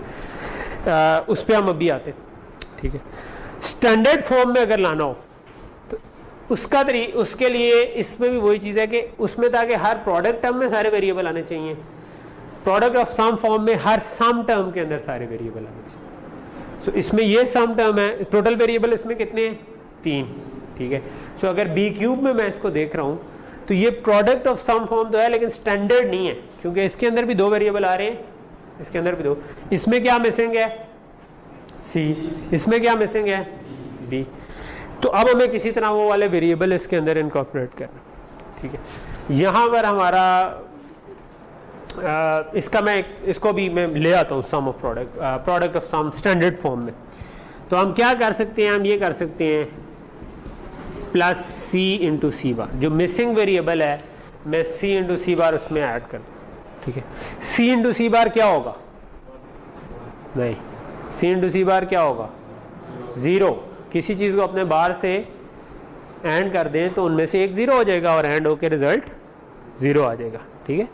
और करते हुए 1 था, ठीक है। C plus C bar was 1, anything with its bar को और करेंगे, मतलब आप ज़हन में ये रखें ना, कोई चीज़ है उसको अपने बार के साथ और अगर कर दें तो अगर ये 0 था तो बार 1 हो जाएगा, अगर बार 1 था तो बार 0, एक ना एक 1 है और को एक 1 चाहिए आउटपुट के लिए, तो आउटपुट हमेशा 1 होती है।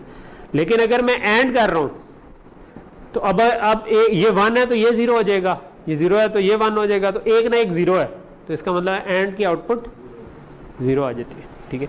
तो ये आपको ज़हन में होना चाहिए कि सी इंटू सी बार क्या होगा, सी प्लस सी बार क्या होगा। लेकिन इस केस में हमने 0 ऐड कर दिया, किसी चीज़ में 0 ऐड करने से कोई फ़र्क नहीं पड़ता, या 0 के साथ और करने से कोई चीज़ पे कोई फ़र्क नहीं पड़ता। तो हमने इसके साथ 0 और कर दिया तो कोई फ़र्क नहीं पड़ा, ठीक है। लेकिन वो 0 को सी इंटू सी बार की फॉर्म में लिखा क्योंकि हमारे पास क्या मिसिंग था, सी मिसिंग था। इसके अंदर क्या मिसिंग वेरिएबल है, बी, ठीक। ये अब यहां पर जो रूल अप्लाई होगा ये वो वाला रूल था जो मैं आपको थोड़ी देर पहले कह रहा था कि ये इंटरेस्टिंग रूल है, जो कि ये था x plus Y into Z अगर हो तो हम इसको लिख सकते हैं x plus Y into X plus Z. याद है ये वाला, थोड़ी देर पहले जब मैं डुअलिटी पढ़ा रहा था तो डी मॉर्गन्स नहीं, ये डिस्ट्रीब्यूटिव लॉ जो था, ठीक है, कि आपके पास अगर ये मल्टीप्लाई हो रहे हैं तो x को पहले y से ऐड कर लो, x उसके बाद z से ऐड कर लो और मल्टीप्लाई। तो अगर मैं इस पूरे को x अज्यूम कर लूँ और इस पूरे को भी x अज्यूम कर लूँ, मैं x को पहले इसके साथ ऐड करूँगा फिर इसके साथ ऐड करूँगा, ठीक है। तो ये वाला सेम रूल अप्लाई करूँ तो ये मेरे पास बन जाएगा a bar plus b plus c, फिर a bar plus b plus c बार। यहाँ तक चीज़ समझ आ रही है कि ये क्या किया, ये इस पूरे को मैंने कहा कि यार ये एक है और ये दो चीज़ें आपस में मल्टीप्लाई हो रही हैं, तो इस पूरे को पहले इसमें ऐड कर लो फिर इससे अगले वाले में कर लो और आपस में उनको मल्टीप्लाई कर। और यही काम मैं इधर भी कर सकता हूँ, ठीक है, कि a प्लस सी को पहले b में ऐड कर लो फिर a प्लस सी को b बार में ऐड कर लो, तो मेरे पास आ जाएगा a plus C plus b into a plus C plus b bar. यहाँ तक चीज़ क्लियर हो गई, ठीक, कोई इसमें मसला तो नहीं है, ठीक। तो ये आप जो हमारे पास प्रोडक्ट टर्म्स आ रही हैं इनमें तीनों के तीनों वेरिएबल्स हैं, इसका मतलब है कि ये स्टैंडर्ड फॉर्म में है, ठीक है। अच्छा, जब भी ये करें ना तो एक आखिरी स्टेप में ना अगर कोई चीज़ ए बी सी तरतीब से रखें, क्योंकि जब हमने ट्रूथ टेबल से इसको बाद में रिलेट करना है तो ये तरतीब मैटर करेगी। तो हम ये कर सकते हैं कि मैं इसको b प्लस सी लिख दूँ, ये b बार c प्लस b बार को b बार प्लस सी लिख दूँ, ठीक है, क्योंकि ये वाली गलती का चांस है। तो मैं तो इरेजर है मिटा सकता हूँ पेपर में, आप इरेजर तो नहीं रखेंगे, आप उसको अगले स्टेप में कर लें, एक स्टेप एक्स्ट्रा कर लेंगे जिसमें आप चीज़ें तरतीब से कर दें हमेशा, अगर तरतीब से ऑलरेडी नहीं है तो। ओके, सो ये हमारे पास standard product of sum form बन गई। ये जो सारी इसकी एंट्रीज है ना, ठीक है, ये वाली भी और ये वाली भी, these are called max terms, ठीक है। वो क्या स्मॉल एम से हम इसको रिप्रेजेंट करते थे, इनको हम कैपिटल एम से रिप्रेजेंट करते हैं, ठीक है। सो अभी तक सारी डेफिनेशंस तकरीबन उसी तरह की जा रही हैं, सिर्फ फ़र्क ये है कि वो सम ऑफ प्रोडक्ट है, ये प्रोडक्ट ऑफ सम है, उसमें हम c प्लस सी बार या b प्लस b बार से मल्टीप्लाई कर रहे थे, इसमें हम c इंटू सी बार को ऐड कर रहे हैं या b इंटू b बार को ऐड कर रहे हैं, और सिम उसी तरह हमने इसको स्टैंडर्ड फॉर्म में ले हैं, ठीक है। अब आखिरी चीज़ रह गई कि क्या इसकी स्टैंडर्ड फॉर्म भी ट्रुथ टेबल को रिप्रेजेंट कर रही है या नहीं, ठीक है। तो अब हम उस पर आ जाते हैं, क्योंकि जब हमने standard sum of product form बनाई थी तो क्या हो रहा था कि वो सीधा सीधा हमें ट्रुथ टेबल पर ले गया। अच्छा, ये जो प्रोडक्ट ऑफ सम फॉर्म है ना, ये भी सीधा सीधा हमें ट्रुथ टेबल पर ले जाती है। ठीक है, फर्क क्या है? फर्क ये है कि जो सम ऑफ प्रोडक्ट फॉर्म थी ना, वो मैं बता रही थी ट्रुथ टेबल में कहाँ कहाँ पर 1 आना है। ठीक है, जो प्रोडक्ट ऑफ सम फॉर्म है वो मैं बता रही है कहाँ कहाँ पर 0 आना है। ठीक है, अच्छा वो कैसे? वो ऐसे कि उसमें मैं अगर मैक्स टर्म्स पे आ जाऊँ तो ये वाला टेबल अगर हम देखें, इसमें जिस तरह हमने मिन टर्म्स के लिए एक टेबल पढ़ा था, ये भी उसी तरह के ABC के सारे कम्बिनेशन, और ये सारी मैक्स टर्म्स लिखी हुई है, A plus B plus C, A plus B plus C bar, A plus 8 combination बनते हैं कि हर एक का बार कहीं हर जगह पर लगा के अगर हम बनाएं तो ये 8 कम्बिनेशन बनते हैं, वो सारे इधर हमने लिखे। ठीक है, अच्छा अब मैक्स टर्म क्या? ये जब sum product of sum form है, स्टैंडर्ड फॉर्म, इसमें हर max term is basically an or gate. अगर मुझे कोई कहता है ना A plus B plus C, तो आप बेसिकली ये कहना चाह रहे हैं A, B और C आपस में और हो रहे। ठीक है, अच्छा और का क्या मतलब है? और का क्या? और कब 0 होता है? जब सारे एंड जो था वो क्या करता था, वो किसी एक केस पे 1 होता था, बाकी सारे केस में 0 होता था। और जो है वो क्या है? किसी एक केस में 0 है, बाकी सारे केस में 1 है। ठीक है, सो अब अगर हम अपना माइंडसेट चेंज करें और हम ये देखेंगे ट्रुथ टेबल में 0 कहाँ कहाँ आ रहे हैं, तो हम और के हिसाब से डिजाइन कर सकते हैं। अब A प्लस बी प्लस सी अगर किसी ने कहा है तो इसका मतलब है it will be 0 only for, कि अगर तीनों के तीनों 0 हो जाए, अगर इनमें से कोई एक भी 1 हुआ तो आउटपुट 1 आ जाएगी, तो बाकी सारे केसेस में 1 है। ठीक है, इसी तरह अगर कोई कहे A plus B plus C बार, तो ये तब 0 होगा जब A भी 0 हो, B भी 0 हो और C 1 हो, क्योंकि बाहर होकर वो 0 हो जाएगी।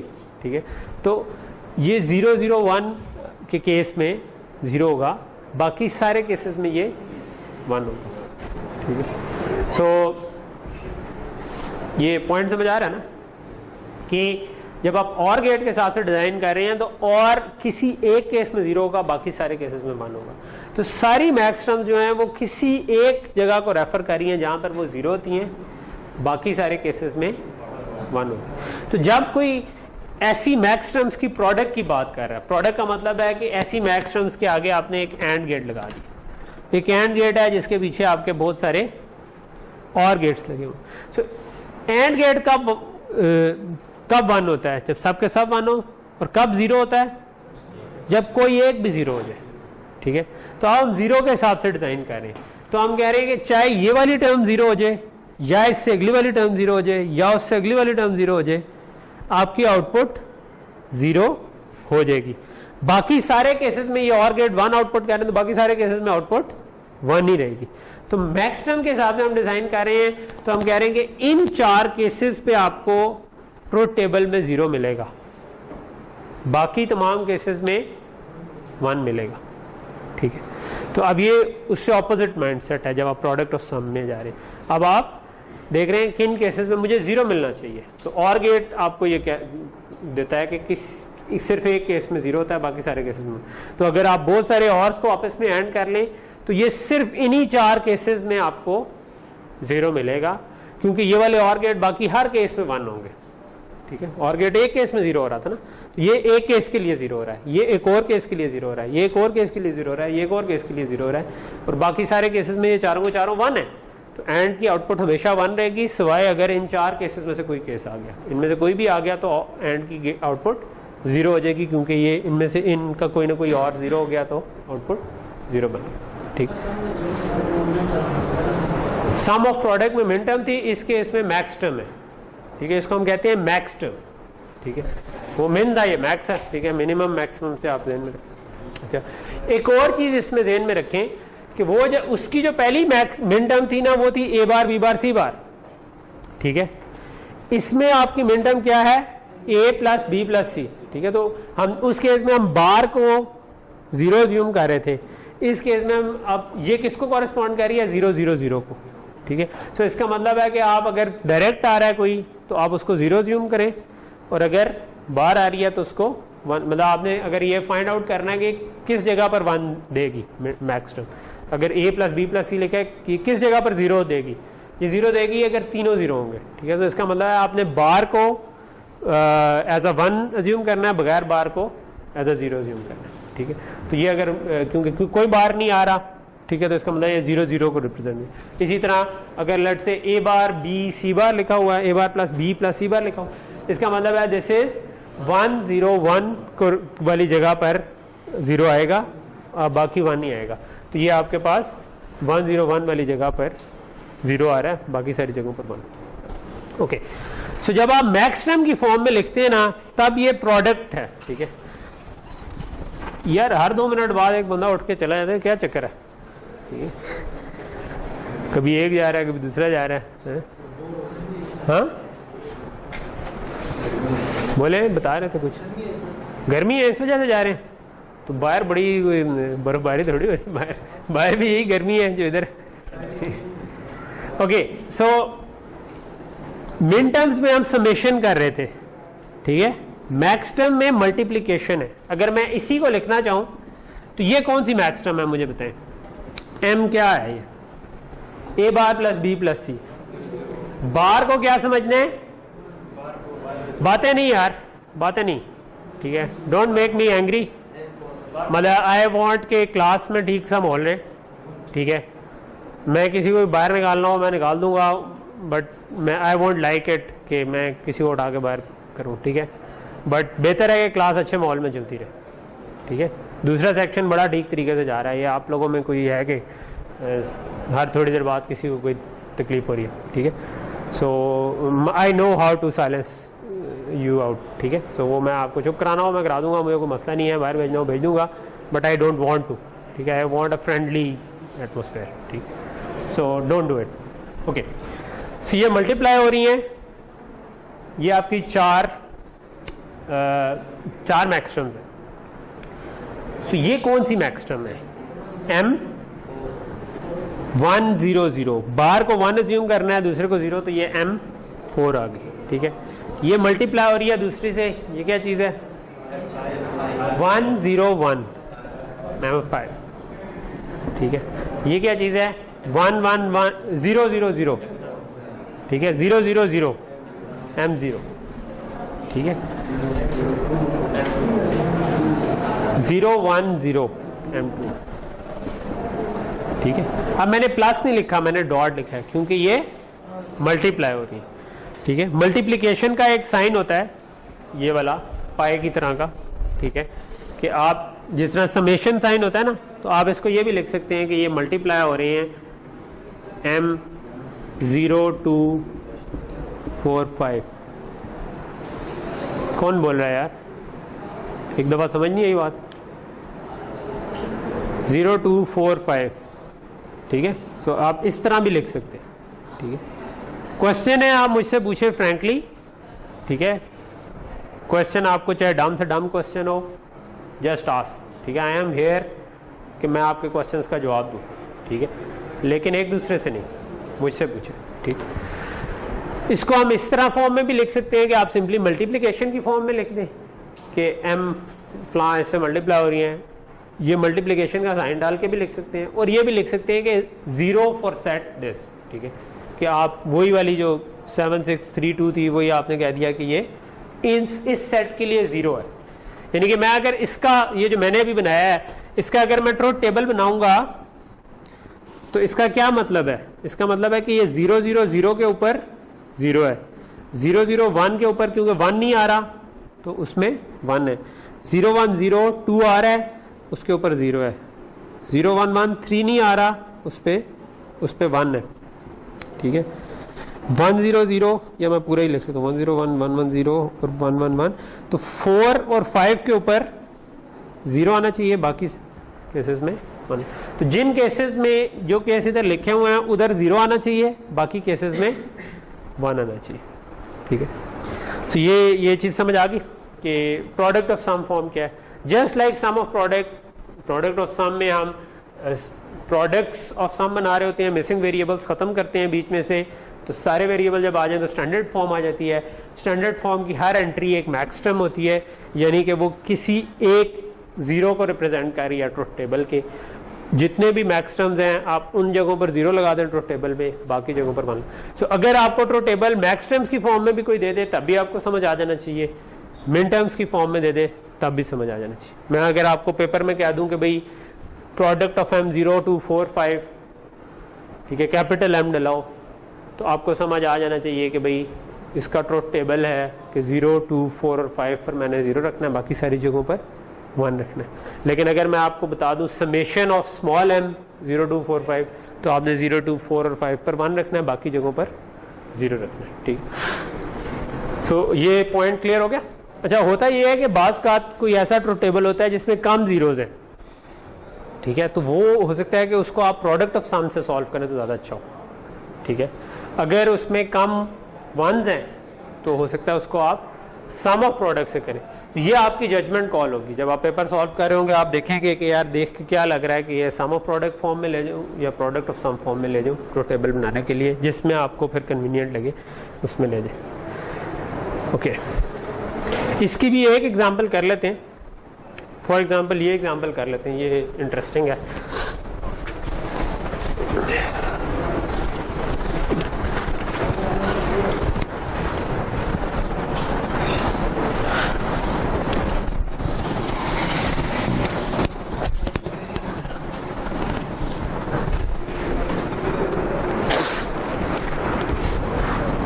F is equal to A bar B bar plus BC in B cube. इसको हमने सम ऑफ प्रोडक्ट फॉर्म में नहीं लिखना बल्कि प्रोडक्ट ऑफ सम में लिखते हैं, ठीक है, और वो भी स्टैंडर्ड कैनोनिकल फॉर्म में लेके जाना है। तो ये तो एक्चुअली इस वक्त प्रोडक्ट ऑफ सम फॉर्म में ही नहीं है, तो स्टैंडर्ड फॉर्म में तो बाद में लेंगे। ये तो इस वक्त ये तो सम ऑफ प्रोडक्ट फॉर्म में लिखी हुई चीज़ है ना, लेकिन हम इसको आप लेकर जाएंगे इन पहले प्रोडक्ट ऑफ सम फॉर्म में और फिर standard sum of product of sum form में, ठीक। ओके, सो कैसे लेकर जाए, पहला क्वेश्चन बनता है। तो पहले तो मैं इसको प्रोडक्ट की फॉर्म में लाऊं और फिर उसके अंदर मिसिंग वेरिएबल कंप्लीट करूं ना। अभी तो ये प्रोडक्ट ही नहीं है, मल्टीप्लाई नहीं कुछ हो रहा ना, ये तो ऐड हो रहे, ठीक है। अच्छा, उसका तरीका यही होता है कि आप ये जो हमने रूल पढ़ा था ना x + y z वाला, जो मैंने अभी थोड़ी देर पहले भी यूज़ किया था, वो आप इस पूरे को अगर मैं x समझ लूँ और इनको मैं समझ लूँ yz, तो मैं क्या कह सकता हूँ कि this is equal to a bar b bar plus b into a bar b bar plus c, ठीक है। ये बात समझ आ रही है? सिंपल सा कि इस पूरे को एक समझ लिया और ये 2 मल्टीप्लाई हो रहे हैं, तो इसका मतलब इसको पहले इसमें ऐड कर दो और इसको इसके बाद इसमें ऐड कर दो, ठीक है। अच्छा, लेकिन अभी भी ये मल्टीप्लाई हो रहे हैं, ठीक है, अभी भी ये सम की फॉर्म में तो नहीं आया। तो यहाँ पर मैं इसको इस तरीके से भी तो लिख सकता हूँ ना, b plus a bar b bar into c plus a bar b बार, ठीक है। ये ज़रूरी नहीं था लेकिन मैं क्यों कहता, ताकि आप कंफ्यूज ना हो, मैंने इसमें।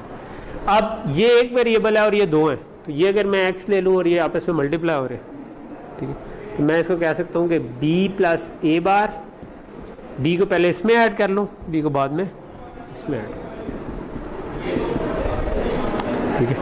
यही वाला काम मैं इसके ऊपर भी कर सकता हूँ कि c को पहले a बार में ऐड कर लूँ, फिर c को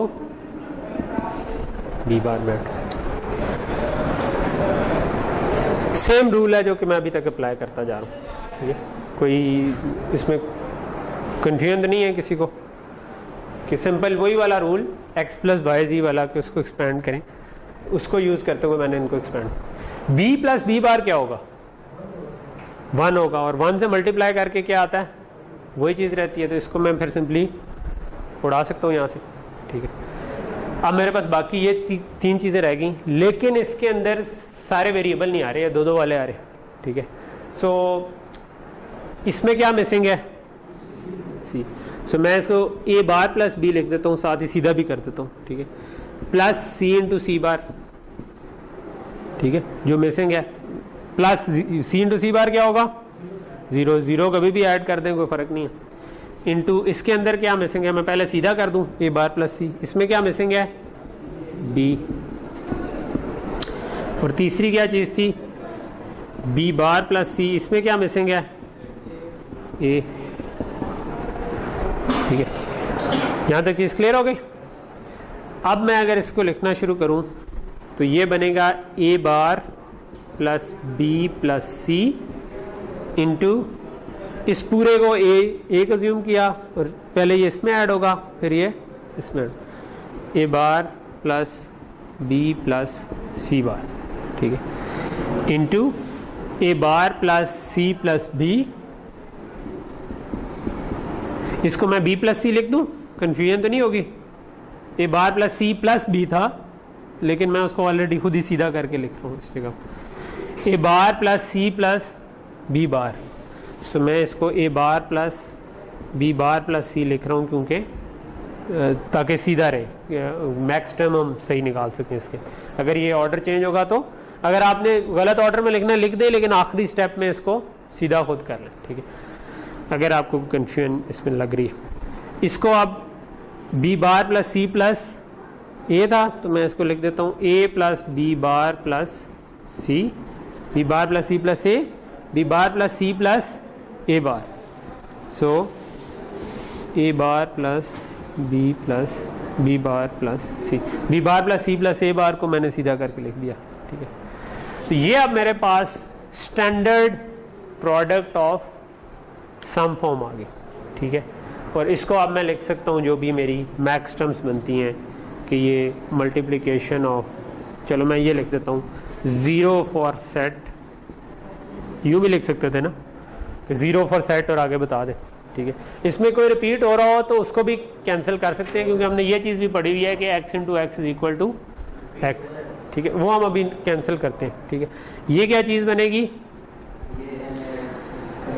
बार को हमने 1 अज्यूम करना है, उसको ये 4 है, ठीक है। ये क्या है 5 हो गया, ये क्या है कैंसिल कर दिया, ये क्या है 6 है, ये क्या है 2 कैंसिल, ठीक है।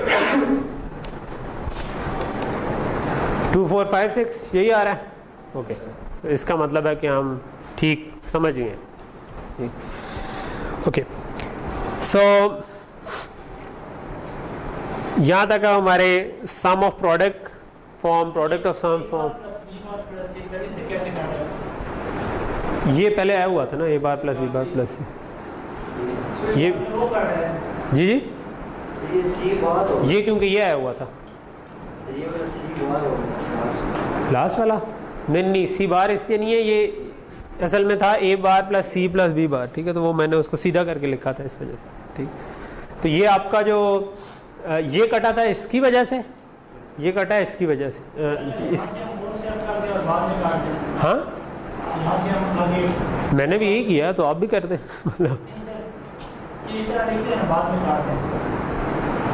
तो बाद में काटा यार, हमने ही बाद में काटा है। नहीं उधर डबल ना लिखे ना, हम ये बता रहे हैं कि इस सेट के लिए डबल है, तो जब डबल आने लगे तो काट दें, उसमें कोई इशू तो नहीं है। मतलब इधर जब आप दूसरा आ रहा होगा तो इधर ही काट दें बेशक, ठीक है। एंड पे तो आपको ये चाहिए ना कि किस किस जगह पर 0 आ रहा है।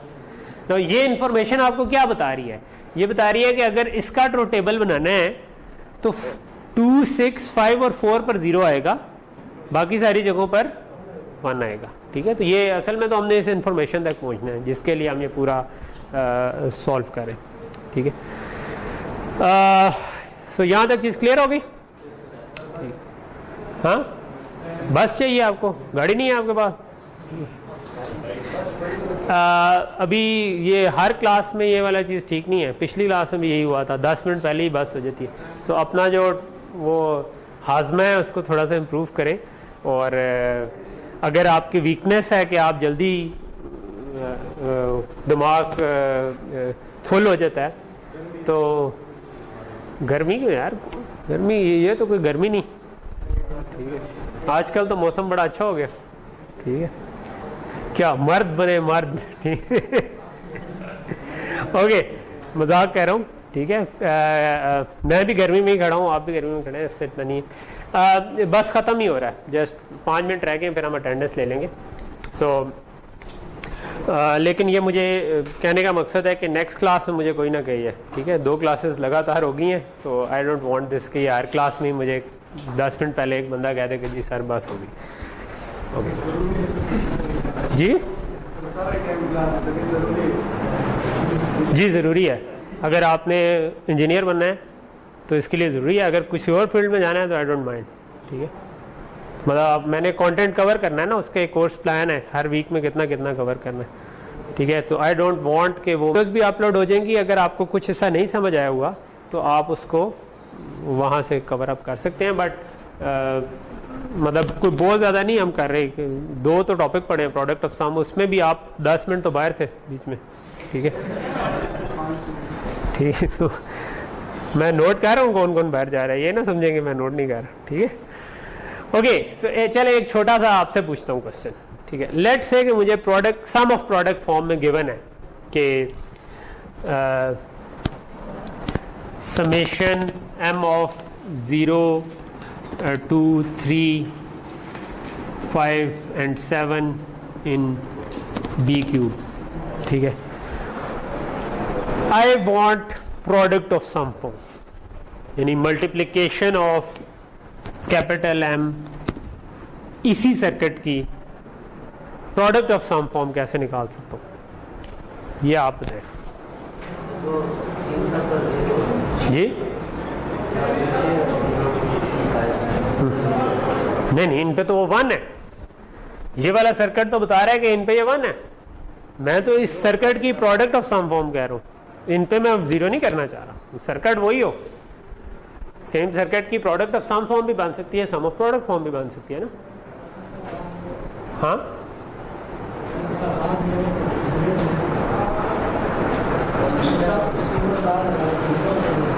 नहीं, बाहर सर्किट चेंज हो जाएगा ना यार। एक चीज थी जो 0 0 0 आता था तो उस पर 1 आउटपुट करती थी।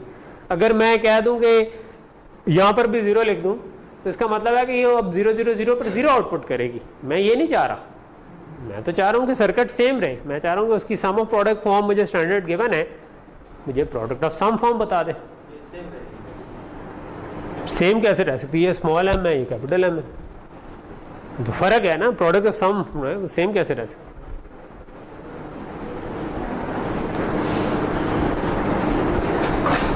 सोचे।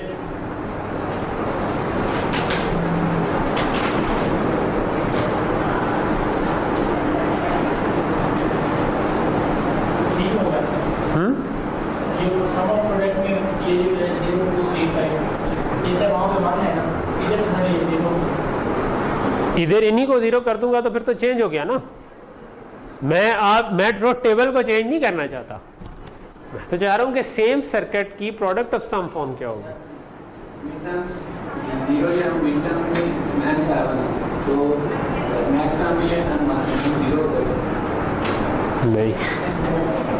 नहीं इस टर्म को जो वैल्यू है वो आखिर में लिखते हैं 0 2 3 5 7 और ये 7 5 इस तरह। ऑर्डर तो इधर मैटर नहीं करता। नहीं, इसका क्या मतलब है, इसका मतलब है कि ये 3 वेरिएबल वाला था बी क्यूब का, ये मतलब है 0 0 0 0 0 1 0 1 0 0 1 1 1 0 0 1 0 1 1 1 0 1 1 1, ठीक है। ये मुझे ये बता रहे हैं कि 0 वाली जगह पर भी 1 है, 2 वाली जगह पर भी 1 है, 3 वाली जगह पर भी 1 है, 5 वाली जगह पर भी 1 है और 7 वाली जगह पर भी 1 है, ठीक है। तो मैं इसी सर्किट की प्रोडक्ट ऑफ सम फॉर्म बनाना चाह रहा हूं। हाँ, प्रोडक्ट ऑफ सम का मतलब है कि 1 वाली जगह पर 0 है, 4 वाली जगह पर 0 है और 6 वाली जगह पर 0 है। तो आप इधर लिख दें 1 4 और 6, this is product of sum form. अगर बी क्यूब में बात करें तो 0 से 7 तक ही जा सकते थे ना, तो आप 0 से 7 तक जोन से इसके अंदर मिसिंग है, उन जगहों पर 0 होगा, क्योंकि इन जगहों पर 1 है तो उन जगहों पर you don't need to make this truth table. ये मैंने आपको समझाने के लिए बनाया है, ठीक है। लेकिन अगर आपने इस पूरे कॉन्सेप्ट को जो कि हमने आज की क्लास में पढ़ा है इसको सही तरह समझाओ तो आपको इससे इसमें पहुंचने में ज़्यादा टाइम नहीं लगना चाहिए। आपको इधर से पता चल जाना चाहिए कि यार ठीक है, इन केसेस में मुझे 1 ये बता रहा है, तो अगर कोई मुझे कह रहा है प्रोडक्ट सम फॉर्म बताओ, तो बाकी जगहों पर 0 आ रहा है, ठीक है, तो उन जगहों पर 0 आ रहा है, तो आप उन जगहों पर बाकी जगहों को मेंशन करते हैं प्रोडक्ट ऑफ सम में, ठीक है। ओके, सो यहाँ तक हमारे मेन टॉपिक आज के कंप्लीट हो गए। एक दो छोटे छोटे से टॉपिक हैं जो कि इससे मतलब बूलियन अलजेब्रा से रिलेटेड नहीं है, लेकिन वो हम कवर करेंगे 2-3 मिनट में। एक चीज़ है कि जब हम लॉजिक डिज़ाइन कर रहे होते हैं तो बाज़ का हम लॉजिक इस तरह से डिज़ाइन कर रहे होते हैं कि 1 को हाई वोल्टेज समझ रहे होते हैं, 0 को लो वोल्टेज समझ रहे हैं। लेकिन आप इसको मतलब 1 और 0 को किसी वोल्टेज पे मैप ही करना है ना, तो आप 1 को लो वोल्टेज पे भी मैप कर सकते हैं, 0 को हाई वोल्टेज। अगर आप इस तरह से करें तो इसको हम कहते हैं नेगेटिव लॉजिक, या बाज़ का हम इसे कहते हैं लो असर्टेड लॉजिक, कि आपने अगर किसी चीज़ को ऑन करना है तो आप 0 करेंगे, अदरवाइज आप उसको 1। अक्सर जो चिप टू चिप कम्युनिकेशन होती है, कई दफ़ा उसमें लो असर्टेड लॉजिक भी चल रही होती है कि बाय डिफ़ॉल्ट पिन्स हाई होती हैं, आपने अगर कोई चीज़ सेंड करनी है तो आप 0 करते हैं तो वो ऑन हो जाती है, ठीक है। सो एक ये छोटे छोटे से समझे टर्म्स हैं जो कि आपको जहन में होनी चाहिए। एग्जाम पॉइंट ऑफ व्यू से शायद इतनी ज़्यादा इंपॉर्टेंट ना हो, शायद कुछ शॉर्ट क्वेश्चन आ जाए, लेकिन ज़्यादा जो इंपॉर्टेंट है ये उस पॉइंट ऑफ व्यू से है कि आपको ये टर्म्स पता होनी चाहिए, ताकि आप कल को कभी इंटरव्यू देते हैं या आगे कोई भी पेपर पढ़ते हैं तो आपको पता हो कि इसका क्या मतलब। इंटीग्रेटेड सर्किट, जिसको शॉर्ट फॉर्म में हम IC कहते हैं, या बाज़ का चिप भी कह देते हैं, ठीक है, ये एक सर्किट फैब्रिकेटेड सर्किट होता है। जिस तरह आप लैब में जो गेट्स यूज़ कर रहे हैं वो आप गेट्स की ICs यूज़ कर रहे हैं, ठीक है, तो उसको हम IC या चिप कहते हैं, ठीक है। जो ये छोटे से ज़्यादा छोटे भी हो सकते हैं, बड़े भी हो सकते हैं। मिसाल के तौर पर आप जो लैब में ICs यूज़ कर रहे हैं उनमें 4-5 गेट हैं, ठीक है, अक्सर में 4 गेट्स हैं, ठीक है, किसी में ज़्यादा इनपुट वाले गेट्स हैं वो कम है, ठीक है। तो अगर आपके लेस देन 10 गेट्स हों तो उसको हम स्मॉल स्केल इंटीग्रेशन कहते हैं, ठीक है, कि वो छोटे स्केल पे बना हुआ सर्किट है। फिर मीडियम स्केल जो है वो 10 to 1000 तक चले जाते हैं। लार्ज स्केल जब आप 1000 से बड़े हो जाते हैं, और जब आप हंड्रेड्स ऑफ थाउजेंड्स में चले जाते हैं तो हम उसको वेरी लार्ज स्केल इंटीग्रेशन कहते हैं, ठीक है। हो सकता है कि इसको VLSI हम कहते हैं। VLSI may be an elective course in your later semesters, हो सकता है कि आप आखिरी सेमेस्टर्स में आपको इलेक्टिव कोर्स ऑफर हो VLSI, तो उसमें आप पढ़ें कि कैसे बड़े स्केल की ICs बनती हैं। तो अभी आप जो गेट्स यूज़ कर रहे हैं वो स्मॉल स्केल इंटीग्रेशन वाले हैं, लेकिन जिस तरह आपका प्रोसेसर जो लैपटॉप में या PC में लगा हुआ है वो स्मॉल स्केल का नहीं है, वो लार्ज स्केल का होगा, ठीक है। कमरान बस ख़त्म होने वाला तो जल्दी आ जाए, ठीक है। सो जो आपका प्रोसेसर है वो लार्ज स्केल का है। इसी तरह आपका आप थोड़ी सी आगे जाके लैब्स करेंगे, उसमें FPGAs यूज़ करेंगे जिसमें आप अपनी मर्ज़ी का सर्किट बर्न कर सकते हैं। उसमें प्रॉबेबली फ्यू मिलियन गेट्स होंगे, ठीक है। सो वो भी वेरी लार्ज स्केल इंटीग्रेशन में फिर आ जाएगा, ठीक है। तो फिर उसमें होता है कि कितने नैनोमीटर टेक्नोलॉजी है, आपने पढ़ा होगा कि कितनी छोटी जगह पर आप एक ट्रांजिस्टर बना सकते हैं, ठीक है, वो इसको रेफर करी होती है, ठीक। और इन ट्रांजिस्टर से मिलके ये सारे सर्किट्स बने होते हैं, ठीक। फिर इसी तरह लॉजिक फैमिलीज़ के कुछ स्टैंडर्ड्स हैं। जिस तरह अभी जो आप गेट्स यूज़ कर रहे हैं उसमें 5 वोल्ट इज़ कंसिडर्ड 1 और 0 वोल्ट इज़ कंसिडर्ड 0, तो ये TTL स्टैंडर्ड है। इसी तरह CMOS स्टैंडर्ड एक और स्टैंडर्ड है। LVTTL इसकी लो वोल्टेज फॉर्म है, LVCMOS इसकी लो वोल्टेज फॉर्म है। ये टेक्नोलॉजीज एग्जिस्ट करती हैं कि ये डिपेंड करता है किस तरीके से वो गेट बना हुआ है, ठीक है। हम उसके अंदर डेप्थ में नहीं जाएंगे कैसे बना हुआ है, लेकिन आपको ये पता होने चाहिए कि ये डिफरेंट टेक्नोलॉजी एग्जिस्ट करती है, ठीक है। फिर कुछ और डेफिनेशंस हैं कि फ़ैन आउट होता है कि आप कितने गेट्स को ड्राइव कर सकते हैं। आपका एक गेट की आउटपुट कई गेट्स को आगे इनपुट जा सकती है, लेकिन वो एक मैक्सिमम नंबर होगा कि इतने गेट्स को मैं ड्राइव कर सकता हूँ। उससे ज़्यादा गेट्स जो हैं वो अगर ड्राइव करना है तो आई नीड अ बफर, दरमियान में बफर लगाना पड़ेगा ताकि वो मतलब, क्योंकि ये करंट एक ख़ास लेवल से ज़्यादा आप ड्राइव नहीं कर सकते, लेकिन बफर जो है वो फिर आपकी उसको दोबारा एम्पलीफाई करके आगे कर देगा। इसी तरह फ़ैन इन आपकी नंबर ऑफ़ इनपुट्स होती हैं। पावर डिसिपेशन ये है कि पावर आप कितनी डिसिपेट कर, कितनी पावर आपका सर्किट कंज्यूम कर रहा है। प्रोपगेशन डिले एक चीज़ कहलाती है। प्रोपगेशन, ये जो हम अभी गेट अज्यूम कर रहे हैं और ट्रुथ टेबल बना रहे हैं, मिसाल के तौर पर ये एक सर्किट बना हुआ है, ठीक है, या मैं कहता हूँ कि एक एंड गेट है, ठीक है, तो हम कहते हैं जैसे ही दोनों इनपुट 1 होंगी तो हम कहते हैं कि इसकी आउटपुट भी 1 हो जाएगी उसी वक्त अगर टाइम इस तरफ जा रहा है, ठीक है। तो जैसे, लेकिन असल में ये फौरन नहीं होती, इसका थोड़ा सा एक डिले होता है जिसके बाद होता है, यानी गेट से पास करते हुए इनपुट से आउटपुट तक जाते हुए आपको कुछ टाइम लगता है, ठीक है, जो नैनो सेकेंड्स में होता है जनरली, बट वो होता ज़रूर है, ठीक है। तो उसको हम कहते हैं प्रोपगेशन डिले, ठीक है, जो कि हम बाद में देखेंगे कि इम्पोर्टेंट हो जाता है जब आप ज़रा बड़ा सर्किट बना रहे हो, ठीक है। नॉइस मार्जिन ये होता है कि आपका आपने जो अगर कहा हुआ है कि मैं 5 वोल्ट को 1 लूंगा, तो आप एग्जैक्टली 5 वोल्ट नहीं कह रहे होते, आप उसकी एक रेंज बता दें। हो सकता है आप कहेंगे 3.3 वोल्ट से ऊपर हुआ तो मैं उसको कहूँगा कि ये 1 है, ठीक है। तो 3.3 से लेट से 5.5 तक हुआ तो ये 1। तो ये जो आपका मार्जिन है जो 3.3 से लेकर ये तकरीबन 1.7 वोल्ट का, ये आपने मार्जिन दे दिया कि इतना नॉइज भी आ जाए, सिग्नल ऊपर नीचे भी हो जाए, तो आप उसको 1 कंसिडर कर लेंगे। या 0 को आप कह देंगे यार 0 से 2 वोल्ट तक आ रहा है तो मैं उसको 0 ही समझूंगा, तो ये आपने 2 वोल्ट्स का मार्जिन दे दिया, ठीक। तो ठीक है, यहाँ पर हम अब रुक जाते हैं। कामरान इसको रोक दें, फिर हम अटेंडेंस ले लेते हैं।